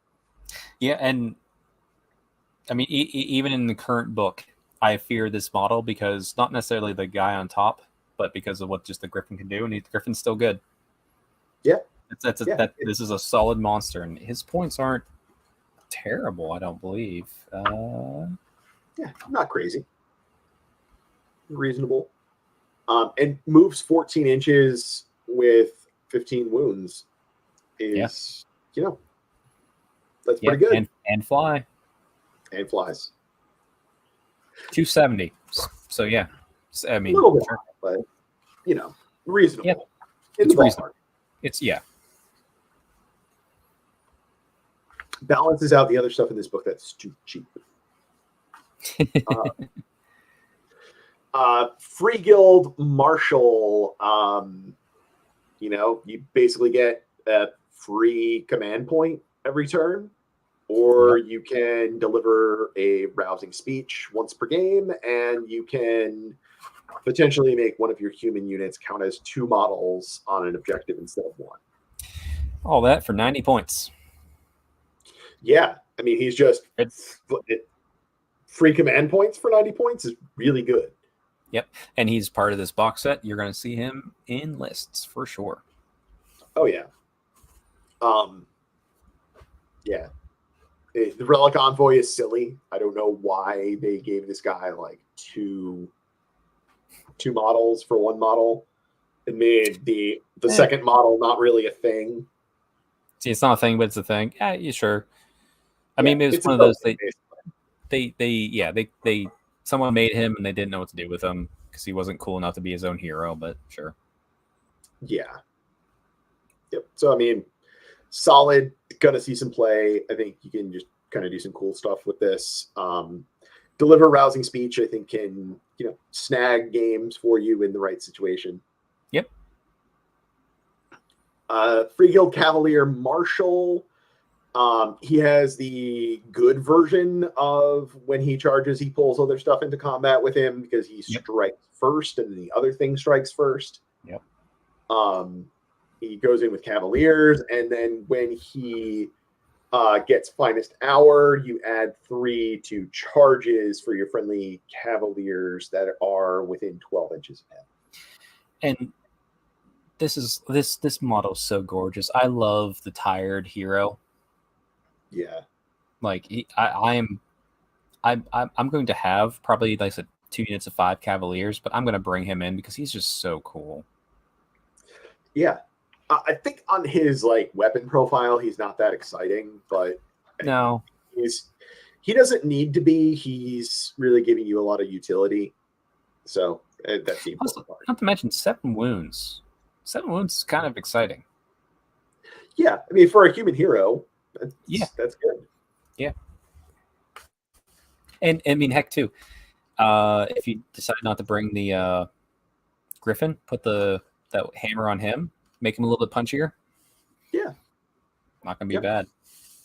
Yeah, he's going to be striking first anyway, so pretty good. Alchemite Warforger, he is a wizard. No, he's not. No, he's not. He could sacrifice his spell casting to give all of your city's Sigmar human units wholly within 12 inches, +1 to save. He's 90 points. He's way too cheap.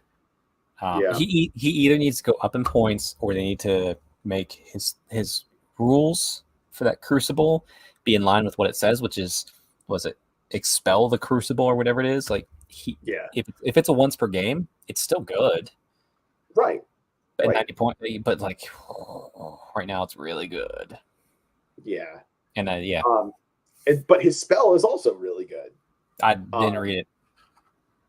Cast on a 7, 12 inches, Cities of Sigmar human unit, does mortal wounds in addition on 6s to hit. So you put that on Fusiliers, and they're going to do a lot of damage. That's a lot of words for me hearing everything within 12 inches gets all out defense. Sorry. Valid. With his current points, that's what he's doing. Yep. Although I think, I don't know, man. Like, if you take like a unit of 20 or 30 Fusiliers, stick him next to them, make him your general.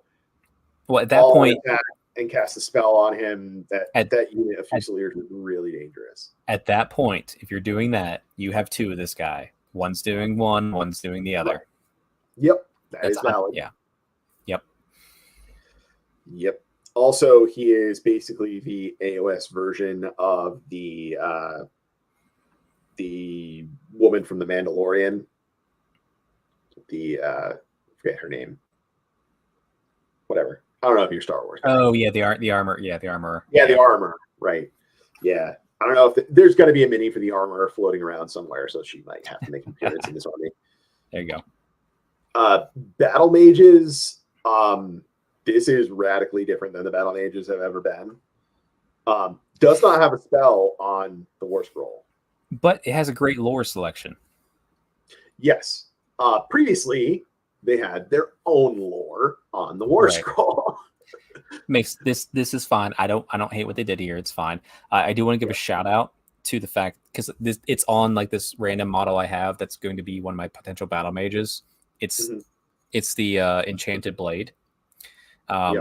Shout out to them for going heavy deep sigh. We made a fiery sword in this kit long ago, so we have to give it a bonus. So let's give an extra 2 attacks to this wizard that shouldn't be in combat.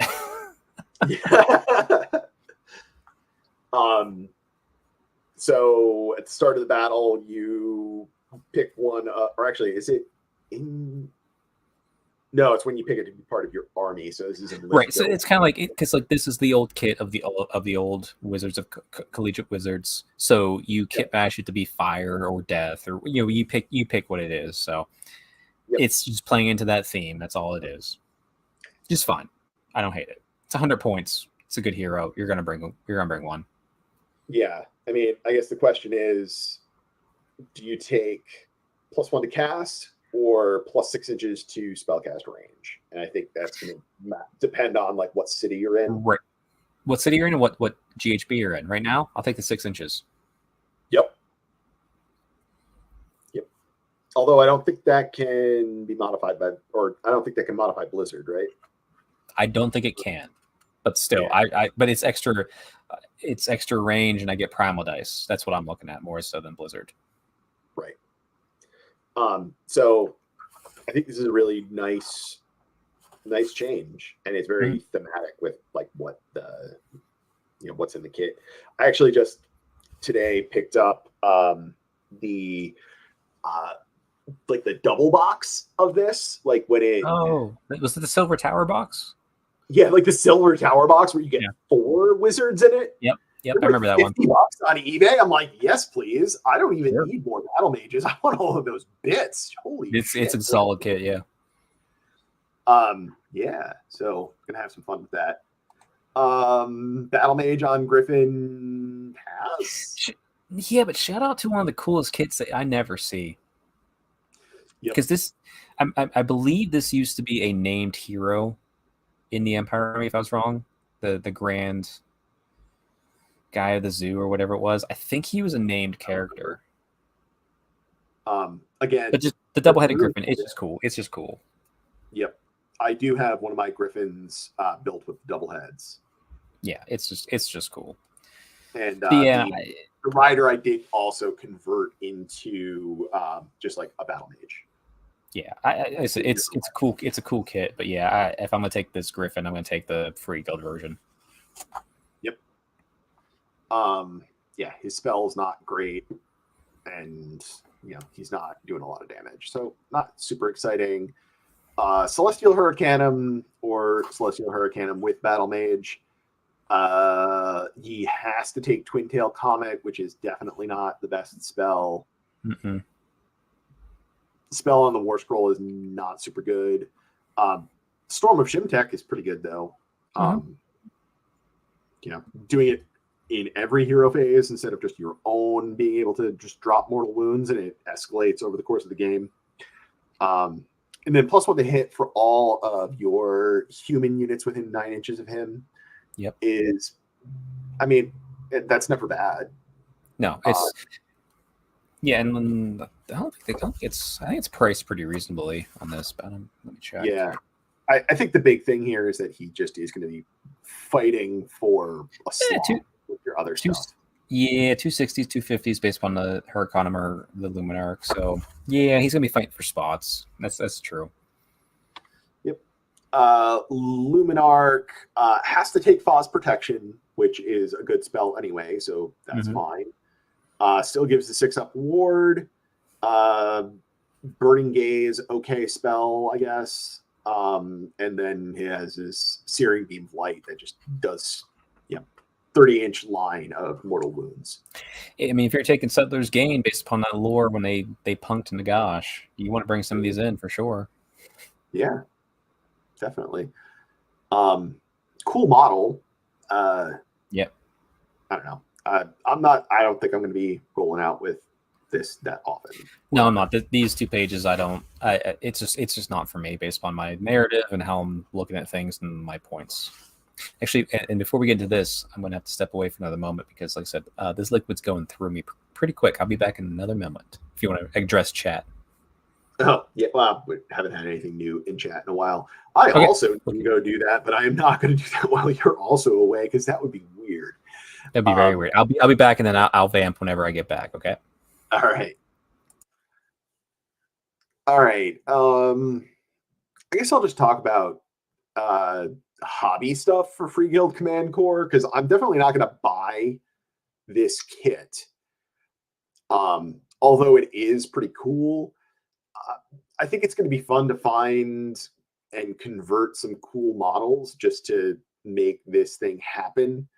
I kind of wish some of these were just really their own hero. Like, instead of getting this stupid collection of crap, I just wish they were all their own models. At least like the I don't know, the assassin guy, it would have been nice to just have a human assassin.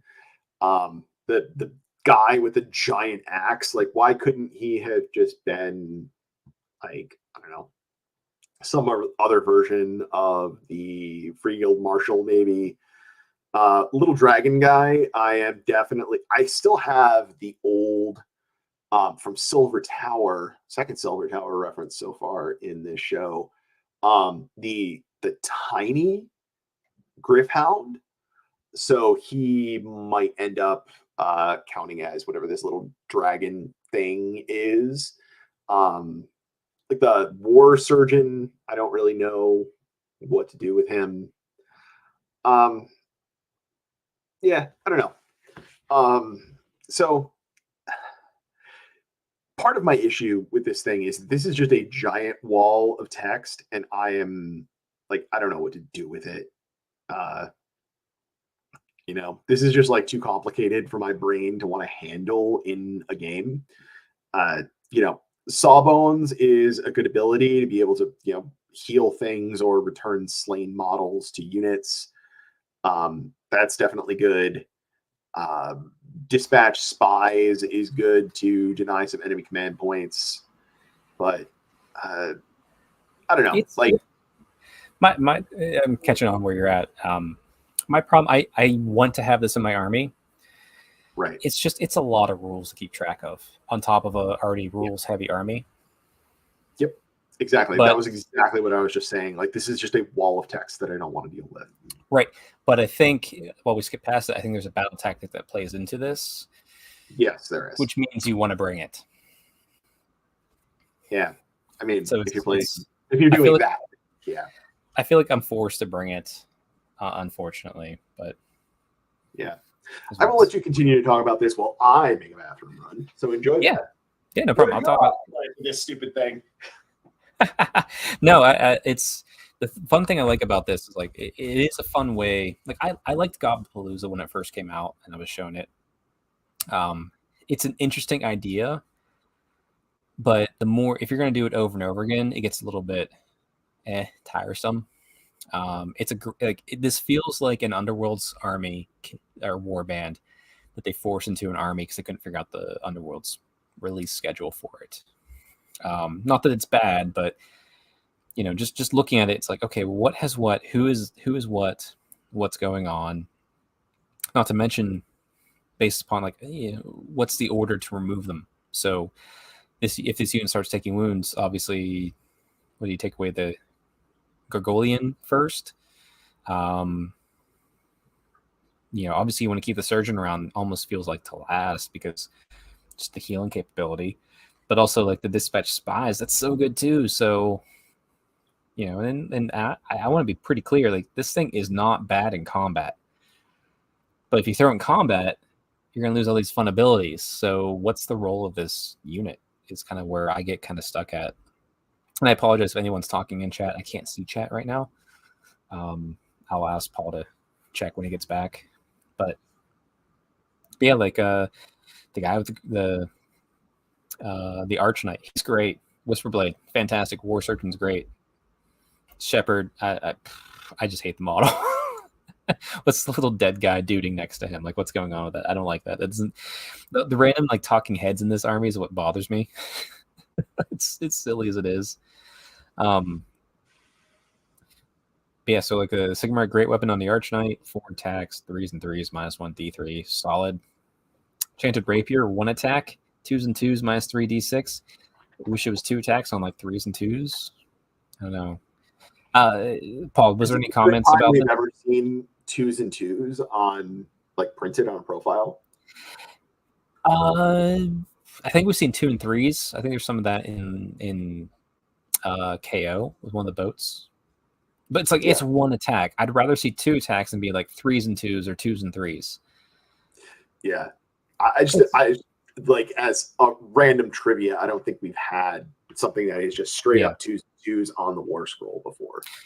Right. Like there's parts of this unit I love, there's parts I hate. Like it's clearly a buff unit, but it's good in combat. What do you want me to do with it? Clearly if I'm going to take Banners Held High, I'm going to take it because it's a totem keyword and gets me a battle tactic. Yeah, like I really wish that they had just taken this and made it 4 War Scrolls. This would have just been so much easier. It was just 4. Right. I'm looking at right. Like I said, it's an Underworld's warband that they didn't know how to release. Yeah. Will I have one? Yes. Am I going to kit bash it using Sylvaneth and Elf stuff? Yes, because I'm going to have an Elf Assassin be the Whisperblade. I'll make my own Arch Knight based off something else. I don't like the death guy of the duding dead guy.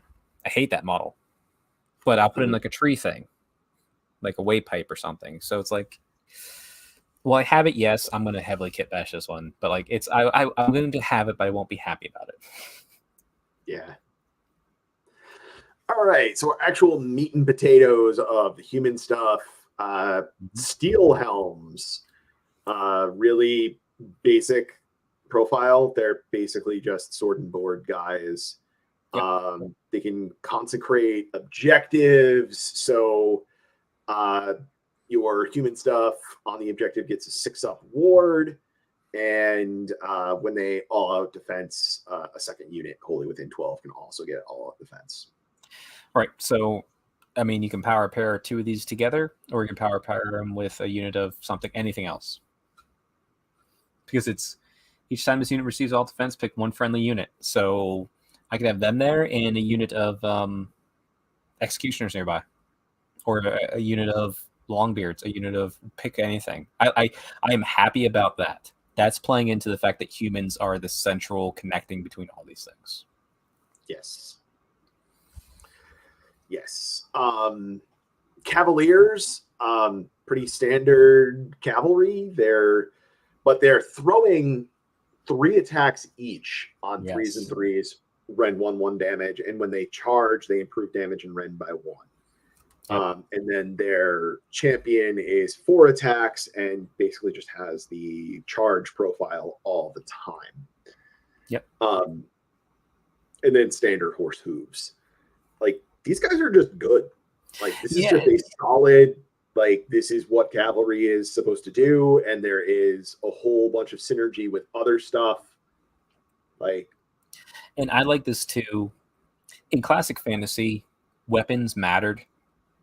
There was a big thing with weapons. Did you have a great weapon? Did you have a lance? Do you have a sword and shield? Like, there's huge differences. In Sigmar, that shouldn't matter as much. If I charge, I should get -1 if I'm on a horse. I don't care what weapon I have, and that's what these are doing. So I like that trend. Let me put on whatever looks cool, mix the unit up, and have fun. Yep. Yeah. So for me, I am taking all of my old demigriffs, throwing them on the appropriate size base, which is a little bit smaller than the old demigriff base, but they still fit nicely. Oh, good. Yeah, it's this base. Yep. Yeah, the little oval. But yeah, just touching up the paint jobs, doing a couple of different conversion things with it. They were some of like my first conversions that I ever did with those. So nice. I was kind of like picking them apart a little bit, cleaning it up, and then putting it back together so it doesn't look like crap. Yep. And then the steel helms are just going to be 3 guild cards with sword and board. Although I think I'm going to go back through all of them and probably touch up some paint jobs and maybe do weapon swaps on them so that they're not all swords. We'll talk too. I'm going to be building mine here in the next week or so, like starting to build my stuff. And since I'm doing kit bashing, I may have extra of the official bits. So you and I will talk afterwards. I'll be like, hey, here's my extra bits. If you need any, I can send them. So if you want some of the helms to mix in so it looks more universal, like I can gladly help you out. Oh no, my guys are gonna all have like flamboyant feathers and shit. Oh, there you go. Okay. We're going cod pieces and feathered hats. There you go. Okay. All right. Okay. Yeah, absolutely. All right. Fusiliers. These guys are just good. Yeah. They're putting up a lot of shots. They get a lot of buffs. They can get their resupply run once per game and re-roll their hits for all of their attacks. They can get up to 24-inch range if they don't move. Plus, there's other things to buff that and give them even longer range. And if something's close by, watch out. Because you get the fortified position and then the brace of pistols. Yeah. 4 attacks in the pistols is great. Yeah, but the brace of pistols is just the champion. Oh, is it just the champion? I missed that. Okay, never mind. Well, that's good. I'll take that. Yeah, the combat. The pistols would have been hilarious if it was everybody. Yeah, I thought for some reason I thought it was everybody. Just like I used to think the dwarf, like the Cinder Blast bomb, was like everybody too, and it's not just the champion. Yeah. So I'm just taking my old handgunners and going to be doing these guys with handgunners. I get that, but these new models look so good. Those shields are gonna be so much fun to paint. I can't wait to paint these shields. Yeah, I haven't figured out yet what I'm going to do for the shields to make them look like what they're supposed to look like. Fair. Because I don't want them to just be handgunners sitting on the right size base and be like, oh yeah, these are my Fusiliers. Like I want to at least convert them a little bit to make them kind of work. That's fair. But yeah, you can get these guys up to a stupid amount of power. Like you can give them, you know, the +1 to hit and wound from your general. You can, you know, get the 6s to hit, do mortal wounds. The more Fusiliers you see on the table across from you, the more smooth-brained your opponent is. Yes. Personally, I think I'm probably going to, like, a block of 20 will probably be a staple for me because I like having that solid shooting unit, but I also don't want to be an overbearing, smooth-brained shooting player. Yeah, I'm looking between 10 and 20. It depends on how I want to theme my army, but have this in every army? Absolutely. It's solid, even if you're just using it as a backline defense, but I bet more often than not you'll see 2 units of 10 or a unit of 20. Yep. Fusil Major, this guy is such a cool model that has really unexciting. Yeah, I mean, if you need to keep a hero nearby to give your free guild their shoot back reaction, I suppose this is the guy because he also shoots. Yeah, but why wouldn't that just be an Alchemite Warforger to begin with? True. Yes, you're going to have 2 Alchemite Warforgers, so yeah, you're right. Yep. Great Cannon. I want this to be so good. I love this. I'm buying this model. I love this model. This is one of the best models I've ever seen. And I'm going to be very upset every time I roll dice for it. Yeah, I mean the guy in the back I'll be averagely upset, I guess. Yeah, the guy in the back pounding a drink is just like one of the greatest details I've ever thrown into a model. He's just playing Warhammer, folks. That's all he's doing. Yeah, like he's one of us. But the attack profile is just not good, and it's the same number of points as Fusiliers, so just take Fusiliers. Take Fusiliers, yeah. Better, and the range is the same. Like this thing just has basically nothing up on the Fusiliers. This range should be at least 36, if not 48. Yeah, it should be sitting in a corner shooting whatever the fuck it wants all the time, and it's a nuisance. Yeah, and that armor-piercing shell being D6 is just painful. Like, make it like D3+3, something like that. I love Rend 4. Rend 4 is super cool. Plus, like, forced to hit, it's like, no, because then I have to spend a lot of attack on him to get him the 3s where he should be. I'd rather be 3s and 3s than 4s and 2s. Yeah. It's a cannon. These guys are trained to use cannons. Why do we have people on these weapons that aren't trained to use them? Like, I feel like nothing should ever be a 4 unless it's like, this is the shooty unit and they have to do melee, or this is the melee unit and they have to do shooting. Like, that's when it should be 4s. If this thing is themed to do melee or shooting, then its melee or shooting attacks should be 3s. Yeah. I do love this art, or not art, but this picture below of that cannon just like about to headshot a Gargant. Yeah. That's sweet. Yeah, that's a good picture. Yeah. Steam Tanks, this is your boys. Yeah, Steam Tank Commander. This is so much fun. They actually printed 2-up save on this. It should be 1-up, but it's 2-up. They messed up. Yeah, clearly they messed up. 12 wounds, 8-inch move. We're not random moving, which is good. I think you can basically cover up the rest of this War Scroll, though, because you're going to take this guy and you're going to drive it into an enemy unit. And that enemy unit is no longer allowed to play Warhammer. Like, that's what this That's what this thing does. Like, it's what steam tanks have basically always done. Like, yes, they can eventually kill something. In 8th edition, they could make an enemy unit flee, maybe. But the point is, they run into something, they're not going to die, and the enemy unit that you plug it into can't do it. There should be an additional rule here that says if you're within 24 inches of Pontifex Zenestra, your movement's halved because she wants to steal your wheels. She's a crazy bitch. Wow. There's a lore piece in the beginning of this book where there is like a steam tank commander. He's yelling at the fanatics who've stolen his wheels. He's like, that's property of the Iron Arsenal. And then Zenestra shows up and is like, let me tell you why the wheel is not to be used. And he ends up following her. Like, he falls to her like power of orientation. But like, I feel like that should be like, they have to be apart. They're not near each other because like they use wheels. Yeah. But speaking of wheels, the crushing wheels attack is actually not terrible. 6 attacks, 3s, -1/2 damage. Oh yeah, no, it can do work. Yeah, like that's okay. It does impact hits. Yeah, I mean, it's not terrible. I think there's maybe some things missing a little bit from this. Like, I think there's one thing missing from it. What's that? Much like the Avatar of Cain is not a monster but can do monster things.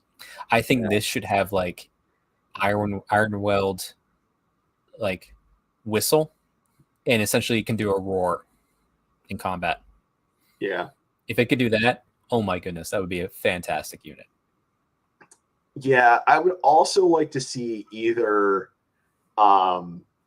it able to prevent an enemy retreat, or what was the other thing that I had in mind about this? Preventing enemy retreat is a big one, or preventing enemy huge, preventing pile-ins would also be really good.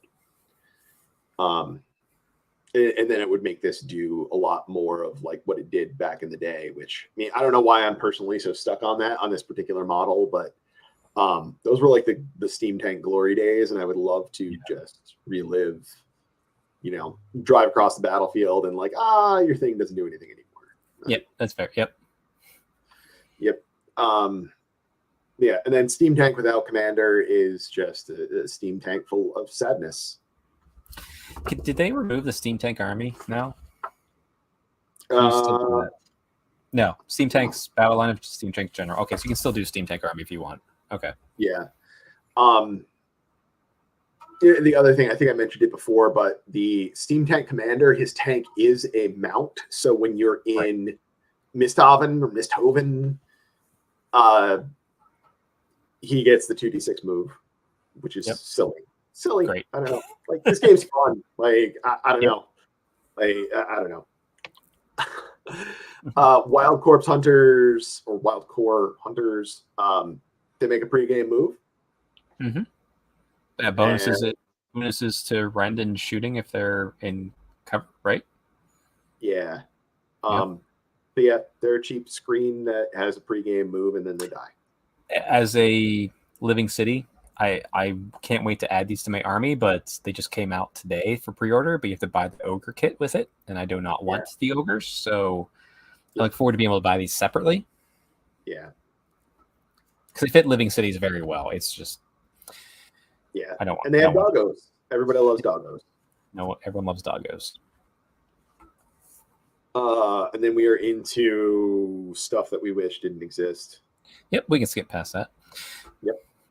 Underworlds is either I love it or why did you write the rules? Yeah. Galen and Doralia Van Dest, why are both of these in one unit instead of two? Because otherwise you only take the good one. And they are, by lore, they're a pair. They're a father-daughter. I like it better this way. Their points are reasonable for two heroes. Mm-hmm. But I'm still like, I don't know. I just don't know if I'm ever taking them. Well, see what I like Galen gives a bonus to Deloria in the combat phase because he's teaching her. Oh, yeah. To me, like it makes sense. I'm glad these both are here. I'm glad they're one unit now. It makes more sense than being separate units. I hated separate units because in all the lore, all the narrative, they're always together. Mhm. So I'm gonna be that person where I really like it. Yeah. All right. On to the dwarfs. Oh yeah, I said I would cover the dwarfs here. Yeah, I will let you take the dwarves away. You lead the way. Sure. So here's what I did. I took all the dwarves I had from my cities of Sigmar. Now I do have some. I have the Regiment of Renown in my Fire Slayers, or no, actually, sorry, in my Carriage on Overlords. Gartrek has my Fire Slayers. But for my cities, I had some dwarves in there. I decided to take all of them, put them on my hobby desk, and take the bases off that were round and move them back to square bases and put them in my fantasy army so they can have some fucking good rolls. Because, dear God, why? If you don't want something part of an army, why would you put them in here? You got rid of Phoenicium, which was a better set of rules than this stuff. God, Yeah. sorry, there's my hot take. Is there capability in this? Yes. Would I ever do it? It's going to be real hard to want to convince it. Even with the bonuses we talked about earlier, like the Rune Lord losing the +2 dispel sucks. Even with the good rune things or rune lore. Warden King with hammers, sure, that's good. He's still only moving 4 fucking inches. Yeah. That's a lot of points for 4 fucking inches. Yeah. Oh, sorry. And Longbeards. Longbeards is my biggest gripe. You know what Yeah, Longbeards were great? They don't do anything. But Nothing. You know what was great about them? They grumbled. And sure, they kept the one grumble, but I like the grumble where it was like there's too much magic flying about. Get rid of that endless spell. That was the most fantastic thing I've ever seen for the points cost. And let's get rid. Sorry, we can actually go back. We'll actually do dwarves, but no. I'm good with this. Let's get through these really quick because this was just not like they did not put a lot of attention. Warden King's choppy. If you take him, you're going to take him with the hammers because the hammers are going to give him a buff and fight together, extra ward. Rune Lord, if you like those rune prayers and you're taking some a substantial dwarf force, you will take them. Longbeards, skip. Hammers, like I said, with the Warden King for sure. Iron Drakes, if you're taking the Rune Lord to give them the bonus on the with that one prayer, absolutely. Iron Breakers, the other bonus with the and then the command for they'll be on a 4-up ward instead of a 5-up ward with that dwarf command. Yeah. So these guys become a crazy anvil. Yes, they are. I'm upset because I feel like they really didn't do these models justice. Can you still make them work? Yes. I don't want to discount it or discourage anybody, but for me, I feel like they're too neutered for the points. If the points come down on them, I'll consider it. Yeah. What's painful to me is the Iron Drakes. Their standard gun is a 15-inch shot. Yeah, it's not nothing. It is. Now, listen, if I'm looking at anything to add to my Living City army, is possibly the Rune Priest with the and some Iron Breakers, and it's all about buffing those Iron Breakers. That's it. That's the only I don't care about the Warning King and hammers. That's not what I'm after. Yeah, the hammers can do good damage. Oh, they can. They can. 3s -2/2. I don't want to discount it, but I just like what could have been. It feels like we didn't put enough effort into the Dwarden in this book, which is a shame because I feel like there's enough here to make a solid list of Dwarden are good. You can make a Dwarden army and it feels good. But it's just like, okay, so gyrocopters are okay, and yeah, sorry, I'm kind of rambling on it. Like, yeah, Cogsmith, his ability to give the command abilities to all gyrocopters and gyro bombers, like, sure, that's great, but yeah, that would have been great if gyrocopters and gyro bombers were better. Yeah, gyro Copter's got like their steam gun isn't as good anymore because it's just 2d6 now instead of so many models with. Yeah, it's I don't know. I just feel like the ball was dropped on this, and I don't want the ball to be dropped on this because like I love the lore of the Depossessed. I love how they're. I don't know. Yeah, I could go on and on. I'm just not a fan of this section. I feel like you have to really work to make this be viable. I feel like if you want to add something into a list to make it the Cosmopolitan, there's dwarves, elves, humans, you can.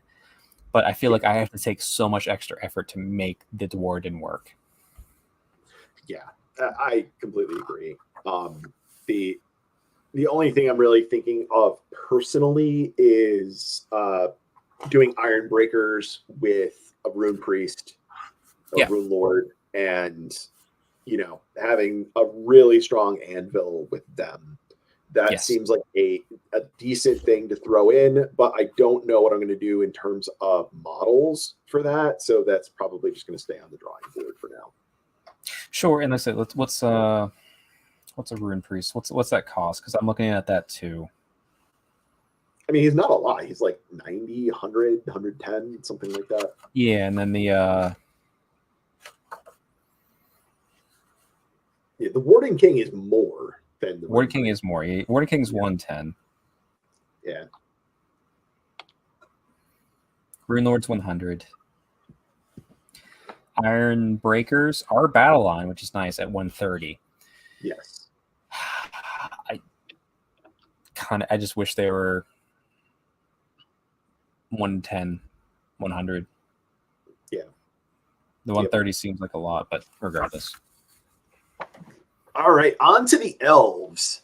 Yes, I'm a fan of elves. But I will have to say this, with this first war scroll we have up, much like the dwarves, I found much more benefit moving this girl back to a square base. Yep. I do have conversion ideas, so I might end up having one of her, although it might end up being 2 Dreadlords instead. Yeah, I would say Dreadlords. I like the Dreadlord a lot. The Sorceress, it's just that 5-up save. She doesn't get the benefit of the Blackguard, which makes sense. I don't know what role she's trying to serve, and I don't think GW does either. She's just in this limbo of being, well, she's in the kit. Sorry, make her if you want. Yep. It's a bummer.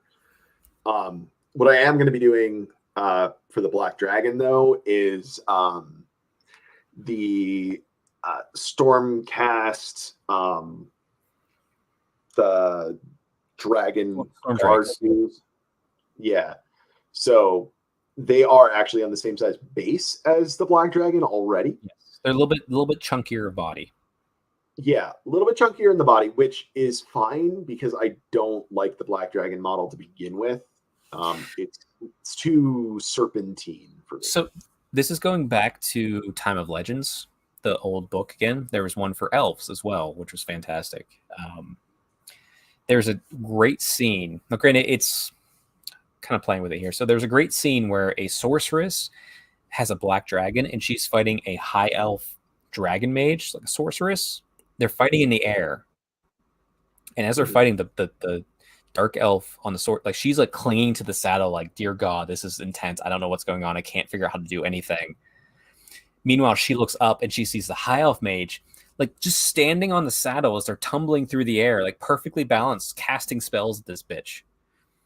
So you could take that Stormcast one and take like a sorceress on foot and have her like just like prominently standing, like she's perfectly balanced on the saddle, and that would make sense. Elves have done that in the past, where they're just so adept at fighting on dragons that they can just literally stand up on the back of it and they don't care, and the dragons are like, cool, we got you. Yeah.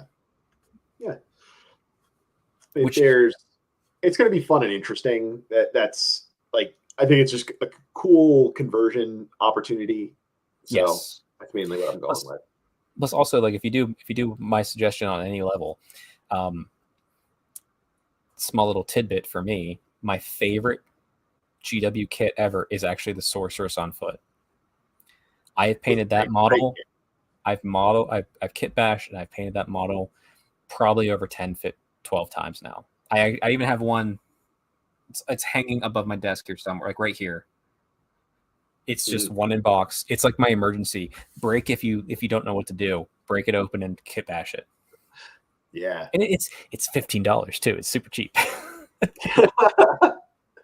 I'm still trying to figure out why that sorceress didn't end up in Daughters of Cain, because it's aesthetically it seems like it fits, right? Well, it's Dark Elf. It fits because it's Dark Elf. But it's same coin. I could say, why aren't Doomfire Warlocks just in Cities of Sigmar? They don't fit in Daughters of Cain. And the kit, agree. Right? But also, I have like 3 of these sorceresses kit bashed into different things than my daughters. So like they're there. Don't you worry. I got you covered. Tarathi's got you good. Yeah, I mean, she's got the Marathi hair, so yeah, big hair. Big hair's fun. Yep. Yeah, sorceress on Black Dragon. Sorry, just put a Dreadlord on it. Yep. Sorceress on foot though. Yeah. 100 points, I think. She still has the classic sacrifice a guy for +2 to cast. Fantastic. Yep. Sack Dagger's here. It's not going anywhere. Yep. Got a solid spell that makes a unit -1 to hit and does D3 mortal wounds to him at 18 inches. Good spell. Good spell. On a 7. Fantastic. But more importantly, she's standing next to Blackguard. Yep. Stand next to Blackguard. Both of them get a 4-up ward. Yep. 2-inch reach, 2 attacks each, 3s and 3s, -1, 1 rend. Oh, that's spicy. Unit 20 of those. And honestly, I'm planning on a unit of 20 of these and 2 sorceresses next to it. Yeah. And, that it basically just makes them into Phoenix Guard. Which is good because we got rid of Phoenix Guard, that's fine. I'm more upset that they didn't destroy Phoenicium yet. Yeah. Then I get slimming down the line. That's not a worry. That's just life. Yeah. But yeah. Just what's going to happen. Yeah, but you get Blackguard and Sorceress. That's your power pair. Just next to each other. Not even like they need to do stuff together. Just stand next to each other. Yeah, I do like too that they took Blackguard and Executioners and made them have more distinct, separate roles. In the previous book, they were really similar to each other, and I was like, yeah, because the Executioners weren't doing as much damage anymore. Right. Now, here's the other thing that's really interesting. This is more my headspace. If you look at old classic fantasy, the Executioners were they were the Cainites. They were part of like Harganeth. They were like blood and Cain. And the Blackguard were Malekith's bodyguard. If you look at the lore now, they've swapped that. Blackguard fight and train in Marathi's Cainite Colosseums. So they're Cainites, open Cainites. And the Executioners are like full of shadow magic. They're not sure if people are like, do they even sleep? I think they're just pure shadow form. So like they've actually swapped them in the lore. I don't know if that was intentional or not, but it's just like, it was an interesting thing. Yeah. And also I think they did it backwards. They shouldn't have done that way. Yeah. So for myself, I think I'm probably going to use Great Swords for Blackguard.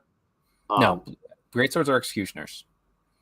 Yeah, Blackguards need to be the Blackguards are halberds. That's what you need. Yeah. I mean, I feel like you can use them for either one. Well, as long as you're not having too many, I guess it's not confusing. That makes sense. And yeah, like not ever having them both units on the battlefield at the same time. True. That's very true. You can just kind of play them as either one. Right. And then Sorceress, despite the Sorceress model being super cool, I think it's going to be I don't really want to actually use any elf or dwarf stuff in the army. So I think this use a classic warrior priest. Maybe Bretonnian Damsel. Okay, that works. Yeah, I can see that. Yeah, I definitely have a third-party model already that definitely just kind of looks like a knockoff Bretonian Damsel. Sure. So, I don't know. Solid choice for now. Yep. Bleak Swords. I don't know why these guys exist. Yep. They exist because they have the kit. Yep. Executioners. 2 attacks each. 3 Executioners -1 damage. Executioners are a roller coaster. They've always they were like great, bad, great again. Like right now they're in the great. Like I'm a fan of them.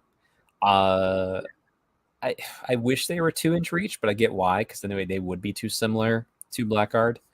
1 inch is they fine. would also just throw an insane number of attacks if they were 2-inch. It would be, yeah. So like me, a unit of 10, maybe 2 units of 10, depending on how many points you have. And just they're just to go up and do damage. Yeah. And 2 mortal wounds on 6s to hit is like, you take a unit of 10 of these guys, they're going to throw 21 attacks. Yep. So you're going to do 3 or 4 of those hits doing mortal wounds. So that is 6 or 8 mortal wounds right off the rip. Yep. Before you even roll to wound. Right. That is a lot of damage. Yep. I'm a fan. I'm going to have some of them in my army. Yep. I'm strongly considering them myself. Yep. I like them a lot. Dark Shards. If you need something, if you need something to die for +2 to cast, you keep a unit of these next to those sorceresses. Yep. Because they can do some damage at range, and they're cheap enough that you don't care if they die, and you have to kill one. Yep. And it's something to do with crossbowmen too. Yep. Other than that, I mean, they're just not good. But no, I mean they're good fodder for that. No, they do count as battle line. If you want to get some cheap battle line, cheaper battle line. So Dread Spears are 90, Bleak Swords are 100. Dark Shards are Are Dark Shards no longer? I don't think they're battle line. For each Bleak Sword or Dread Spears unit in the army, 1 Dark Shard can be a battle line. So it's kind of like the Lumina thing. They're 120 though. Okay, not a good choice for battle line. But if you have, I would say if you bring a unit of Dread Spears and a unit of these guys, and they're babysitting a sorceress in the back, sure. Yeah, I mean it's okay. I guess it's okay. Yeah, they need to. I think they need to come down 110 at least. Yeah, and then Dread Spears again. These guys are really just there to sacrifice. Right, but they're there for sacrifice. They're the cheapest option, and they will give you a battle line. Yep, that's about it. But I mean, out of this stuff, your Executioners and your Blackguard are so good, right? So good. So I think they definitely did some nice work with this one, right? And but the reason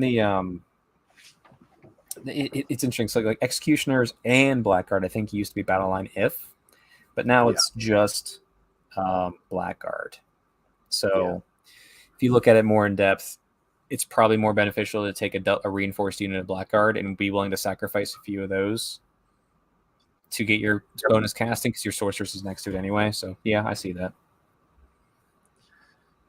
Yep. Dreadlord on Black Dragon. This guy's actually pretty good. Yeah, I like him. He can put out a pretty decent amount of damage. 14-inch fly, 14 wounds, 4-up save. His Noxious Breath, I guess, does damage. Repeater crossbow, if you decide to take that. It's also a range option. I like if you give him a shield, a 6-up to save, stops it no matter what. I don't care what your rend is. I love that. Yeah. Personally, I think I would go like Lance and Shield and just charge him into stuff. Yeah, because you'll probably give him Unparalleled Duelist. Yep. Yeah, you can definitely build fun stuff with this guy, and he can be useful and a little bit scary. So, question though is, do you think this guy is better for combat or the Marshal on Griffin?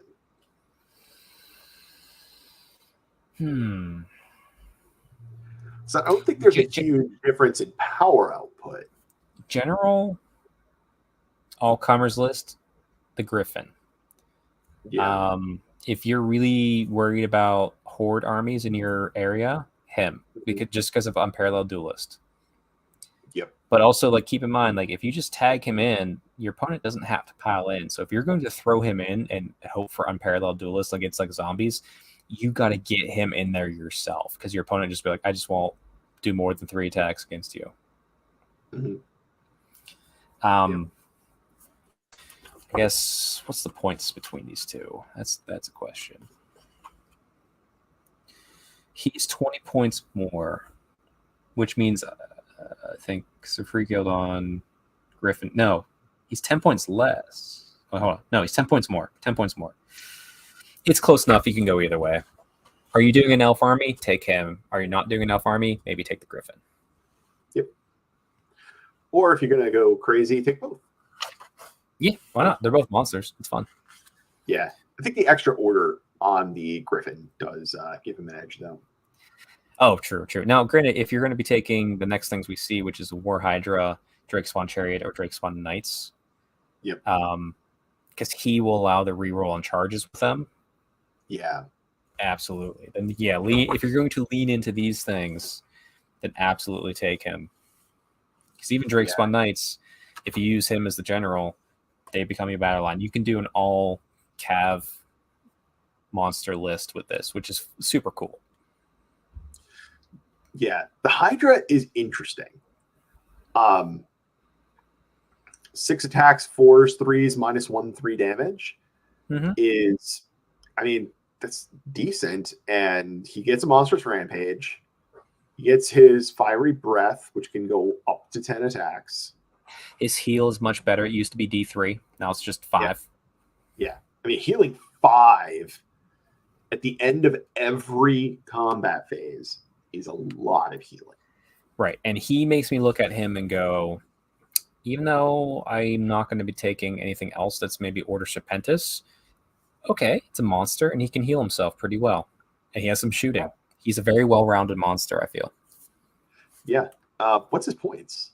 Ooh, War Hydra. Let me see. He couldn't be that high either. I feel like if he's under 250, he's a solid 180. Oh my god. Yeah. Yeah. I feel like that's, if you're going to do a hero a monster that is not a hero, I feel like this is a nice fit. Right, because you're okay throwing him into combat and doing his work. Yeah, and he's getting some damage. He's tanking, and he's only 180 points. So he's, you got some utility. Yep. Drakespawn Chariots. I don't think I've even read this before. I don't really like chariots personally. So. I love the chariots. Oh my goodness! So unit of 1 to 3, they're 90 points each, 270 for 3.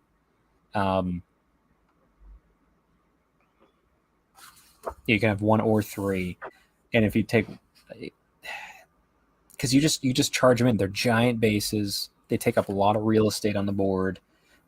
I mean, if you have that general on the Black Dragon, Dreadlord, reroll those charges after they make a charge move because the side runners. Roll 2 dice for each model in this unit, so either 2 or 6, depending on how you build it. For each roll of 2 to 4, mortal wound on a 5 plus 3 mortal wounds, not D3, 3 mortal wounds. If the enemy unit picked was within 3 inches of a Drakespawn Knights unit, add 2 to each of those rolls. So if you want to alpha strike cold ones, you're bringing Drakespawn Chariots. You're like this. This is like we're writing this list of how you want to take it. Dreadlord, War Hydras, Drakespawn Chariots, Drakespawn Knights. Go, go, go. And I hope to see it. It's going to be fantastic. I don't discount the Chariots because that big base is such a cool thing. Yeah, definitely makes it difficult for your opponent to get out from under that. Like they really have to kill their way through the chariots. Right. They're And not- like, I mean, truth be told, taking a unit of 3 because you go all out defense them, going from 4 up to a 3 up, 6 wounds each, you're not shifting that well. Yeah, it's going to take some. Drakespawn Knights. They're better than they used to be. Yeah, they're better than they used to be, although they're not as powerful as the Cavaliers for sure. Correct. Yep. You're taking the reason you take them is like the list we've just kind of been circling back on here, because you have a Dreadlord, they become battle line. You throw them in, all the synergy just works so well. Yeah. What's the points like on these guys? Let me see here. I feel like 120 would be a good number for them. 140. 140. All right. So, yeah, but the thing is, like, it's points. Points will change. Right. But like I said, if you're leaning in, now I will say this: the Drakespawn Chariots, having just painted one and also painted some Drakespawn Knights, not the easiest. Yeah. You're putting some work, but are the Drakespawn Knights still metal? No, they're all plastic now. All this is plastic. Okay. Yeah, they're fine, and the cold ones are much better looking. They are great kits. It's just you want to sub-assembly them. Riders separate from everything else. Yeah. Dark Riders. These guys are kind of interesting. Really, for the terror and confusion role, I think more than much else. Yeah, potentially stop enemy commands. Yep, and I mean, heck, Unit 5, that's 15 shots with those bows. Sure, it's 4s and 4s no end, but pick off some damage here and there as they're running around, stopping your commands. Yeah, in 14-inch move. Yeah. They're really fast. They're going to get some shots off with their repeater crossbows and do some damage. And if then they get caught, they can retreat and shoot. No problems. Yep.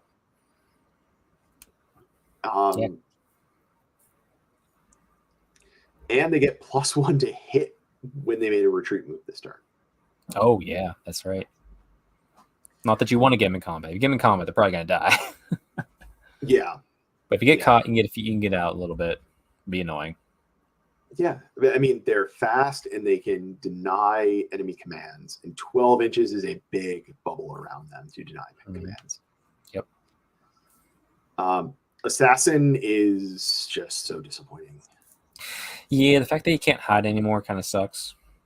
I mean, he can be hidden, but not hidden. Yeah, and he also, like, who is he killing? I feel like he needs to be able to just, like, pop out and shank a hero, and he definitely isn't going to do that. Right. I mean, but granted, he's also, you want to give him the unparalleled duelist. Yeah. Nothing wrong with that, because he's going to be very well protected till your unit gets up in there in combat, and then he's going to get in there. You know, that hero swings back on him. The hero might kill himself. It's not the role it used to be. Yeah. And it's going to be a hard fit, but yeah, he's there. He's an option. Just not as good as it used to be, I feel. Yeah, I mean, I think what would have been good on him is some kind of rule similar to, like, Slayer of Kings. That maybe it has to be like a hero with less than 10 wounds to be able to do that. Sure. Yeah, that makes sense. But still a great model. Yeah. Great classic hero model now in Sigmar. Yeah.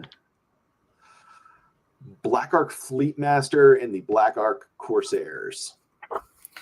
So the reason I love these, Black Ark Corsairs 10 for 90, Fleetmaster, where's he at? 90. Super, super cheap. Corsairs can be battle line if you make him the general. So you can get like a really basic, very cheap core going really quickly. And don't be surprised, because his command ability can add +1 attack with all-out attack. So you give all-out attack to your Black Ark Corsairs, and that's shooting or melee. So whether you take repeater crossbow version or the blade version, you're leading into just a weight of dice scenario here.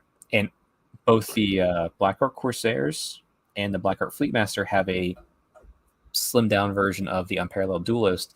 It's every attack against them that is a 1 to roll is a mortal wound back. So it like you're throwing weighted dice again. Like you take a bunch of these guys and throw them into that zombie. If they don't kill them outright, and honestly too, like you want the zombies to attack first. Yeah. Let the zombies swing away. Yeah. The Fleetmaster is doing 2 mortal wounds back, not just 1. Oh, does he do? Oh, he does do 2. Ooh, yeah. But still, he's there to unlock the Corsairs' battle line, I feel, and then give the bonus. So maybe he doesn't want to be in combat unless you have it, but they're cheap enough. You can bring 2 of them, even 3. I think this will be like a nice little fun mini Death Star that people might pull out, be kind of unexpected. I don't think it's going to swing the book in any favor, but I like it a lot, and they're great models. I painted these things up recently too. They're super cool. Yeah. I mean, I know there's always been a lot of love for these guys for some reason. I've never quite understood it personally, but they're just pirates. Pirates are cool. Yeah. Everybody loves a good pirate. Yep. Scourge Runner Chariots. So they've got the harpoon and the crossbow. Is it or? Well, yeah. Don't forget they're privateers, though. So the Fleetmaster can buff their +1 on their attacks for shoot missiles and melee. Well, that's interesting. Yeah, and then they can also be a unit of one or 3. What's their points look like? And the harpoon does 3 damage, like a flat 3 to monsters. Right. So if you're monster hunting, great. It's 80 points for 1, 240 for 3. Yeah, like I said, I and like it's a lot of base cover. Problem is getting that if the problem is getting the all attack to them because like that base size is so big with the 3 of them. With the extra Fleetmaster, but like it's still if you find yourself in a situation where you can do it, it wouldn't hurt to do it. I'm a fan of chariots. I think they're really good. Yeah. A unit of 3 of these with the Fleetmaster is definitely interesting. Yep. Because it's just keeping the Fleetmaster. Yeah. Is the Fleetmaster keeping up? That's the question. Yep. Yeah. So interesting. And then Charybdis, which I think is our last war scroll. It is. Which it's a monster. Can't receive rally or inspiring presence within 12. It's a debuff monster. I don't want to throw this thing in combat and lose it if I'm taking it. And I don't think it's too expensive. I think it's fairly inexpensive. Where's that? I feel like it's going to be cheaper than the Hydra.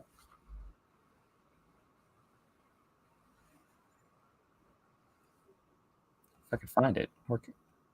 Having one of those moments where there's too much text, I can't see it. Right? Oh, 160, 20 points cheaper than the Hydra. Yep.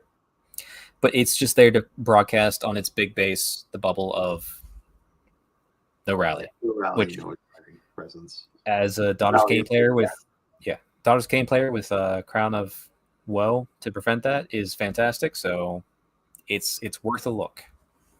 Yeah. It's interesting.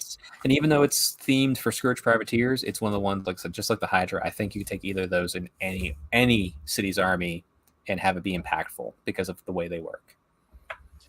Yep. Anything exciting that we might have missed in the pitch battle profiles? I feel like they definitely made the battle line situation a little bit tighter than, which is good. It was ridiculous in the last book. Yes, like 53 units could be battle line, I think, in the last book. It was, what's your hero? Is your hero the same race? Okay, everything inside of it's battle line. Have fun. It's just like, it's a little aggressive. It's encouraging spamming, which is awful in this game. Right. This limits it a little bit. Yeah. So I like that in the allies, Sylvaneth still can't ally integrate water fastness. That's funny. I mean, it makes sense. It makes Still sense in the salty lore. about it. Yep, still mad. But I do wish that they would have added Har Quran in. Yeah. There's two things in this book. I wish they would have added Har Quran. I know it's not a cities of Sigmar, it's just the city of Marathi. But I wish there was a cities of Sigmar Har Quran. Also, the lore for Phoenicium, since the Phoenix Guard are gone and the Phoenixes are gone, and that's fine. I said I get that. As much as I love those kits, I get that. But the lore text about Phoenicium says there's a dark shadow that's above them now, and they don't know what's going. Like, they feel like there's a dark shadow above them, which I assume is a Malekith thing, hinting for next edition. But it's like, if I can't field that city, I feel like you should have done something major with it to make me feel like why I couldn't. Yeah. Yep. It should have been. I don't know. Maybe it'll show up in the next Daughters of Cain book somehow. I have a feeling it's a Malekith thing because it's shadow. Malekith is a shadow. I feel not. I feel Phoenicium will be converted into a Malekith city or something. Yeah, because he's spiteful over becoming the Phoenix King at the end of the end times and then being taken away because it didn't matter anyway. Yeah. But no, I feel it's pretty good coverage of the book. Yeah. Oh, Dark Riders. I'm gonna try and convert Dark Riders out of Outriders. Just weapon swap them and give them crossbows. I don't think you need them crossbows. You can leave them with their blunderbuss. That's true. It's a shooting weapon. I think that'd be just fine. Maybe just put like capes on them or something, like cloaks. Oh, do they? Okay, then I think you're good as is, honestly. Yeah, because they'll be very different from the Cavaliers anyway. Yeah. Yep. So yeah, I feel like we've hit all the fun stuff. Yeah. I feel like we've done a pretty decent job. We haven't been super thorough. We haven't talked too much about like the competitive builds, but I think this offers a lot of options to people. Yeah, we've taken a different angle like at this. Different lights, different views, lots of different biases. That's for sure. Yeah. Yep. I mean, this is the only review that gave Zenestra a 0 out of 10. That's all I'm saying. Yeah. Yeah. Because all lore based. It's all lore based. She's crazy. Yeah. Yeah. I mean, I don't know. I think Zenestra is really good. Oh, she is. You're going to see her. She's going to be in so many lists right now. Like, and if you are running a list and you're trying to win, like especially winning an event, you're taking her in this list. Every list. She's way too cheap right now. When she goes up, I could see people maybe like, maybe I won't take her, but like, yeah, absolutely. She's a competitive choice right now. Yeah. All right. Well, this has been fun. Yeah, it's great. Cool. Thanks for having me on, Paul. Yeah, dude. Thanks for coming on. It's been fun. We will have to talk about some bits exchanges and such. Yes. I do have a plethora of bits, so I'll gladly help out as much as I can. Yeah. If you don't happen to have Empire stuff around, is that an army? No, I have a little bit of it because I've used Empire and Bretonnian bits in my Stormcast, so I have a small selection. So if you need something specific, let me know. I don't have really a plethora. Yeah. What I want to do is for the guy in the Fusilier kit, like the 11th model in the kit that is like the runner guy. Yeah, the runner guy. I want to get the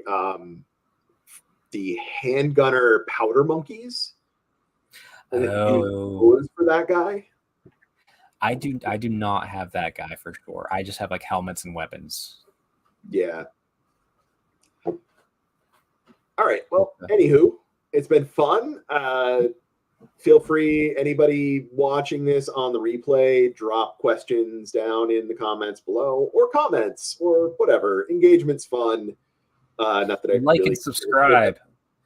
Yeah, don't forget, like, subscribe, join my Patreon. My OnlyFans will be on sale 30% off this week. So, for the first 10 customers, get yourself some, I don't know, some AG1 maybe. There you go. That would be great if they sponsored me. Yep. I mean, it's beard season for me, so I'm hoping to get Manscaped joining in. I always try for that every year. Hasn't happened yet. Yeah, some beard oil sponsorship maybe. Something, man. It's about to hit the itchy phase. It's about to hit the itchy phase. It's gonna be rough. It's gonna be rough. Yeah, my kids asked me the other day, like, why do I have a beard? Like, why do you like having a beard? I'm like, it's not that I like having a beard. It's that I don't like shaving. That's why this is here. Actually, it's funny. Whenever I grow my beard, I care more about the grooming than I do when I'm not. Yeah. It's so weird, but like it's fun. It's fun doing both worlds. Yeah. But yeah, also feel free to follow me at @strengthhammer_ or at @strength_hammer or strengthhammer on YouTube. Like I do a podcast weekly. You're welcome to jump in. I never missed an episode. Yeah, you're one of the few. Thank you. One of the loyal few. I don't have a big following, but I also don't post it anywhere. I'm like, here, it's on my Twitter, whatever. Like I'm not going out to I posted like one video on the my Cities of Sigmar plans. I put it in like one Facebook chat, like the Facebook Cities of Sigmar group. I put it in there, and like I went from having like 60 views per video to like that one had like 1,500. I'm like, I see why I should probably do this more. Yeah. I understand now. Maybe I should promote a little bit more. Yeah, makes a little bit of a difference. Sure does. I'm like, oh wow, okay. Yep. But yeah, if you want there's more of this type of conversation, feel free to join me over there as well, please. Yeah. All right. Well, I think it's time to sign off. Have a lovely evening and happy hobbying and stuff to everybody. See you, everybody. And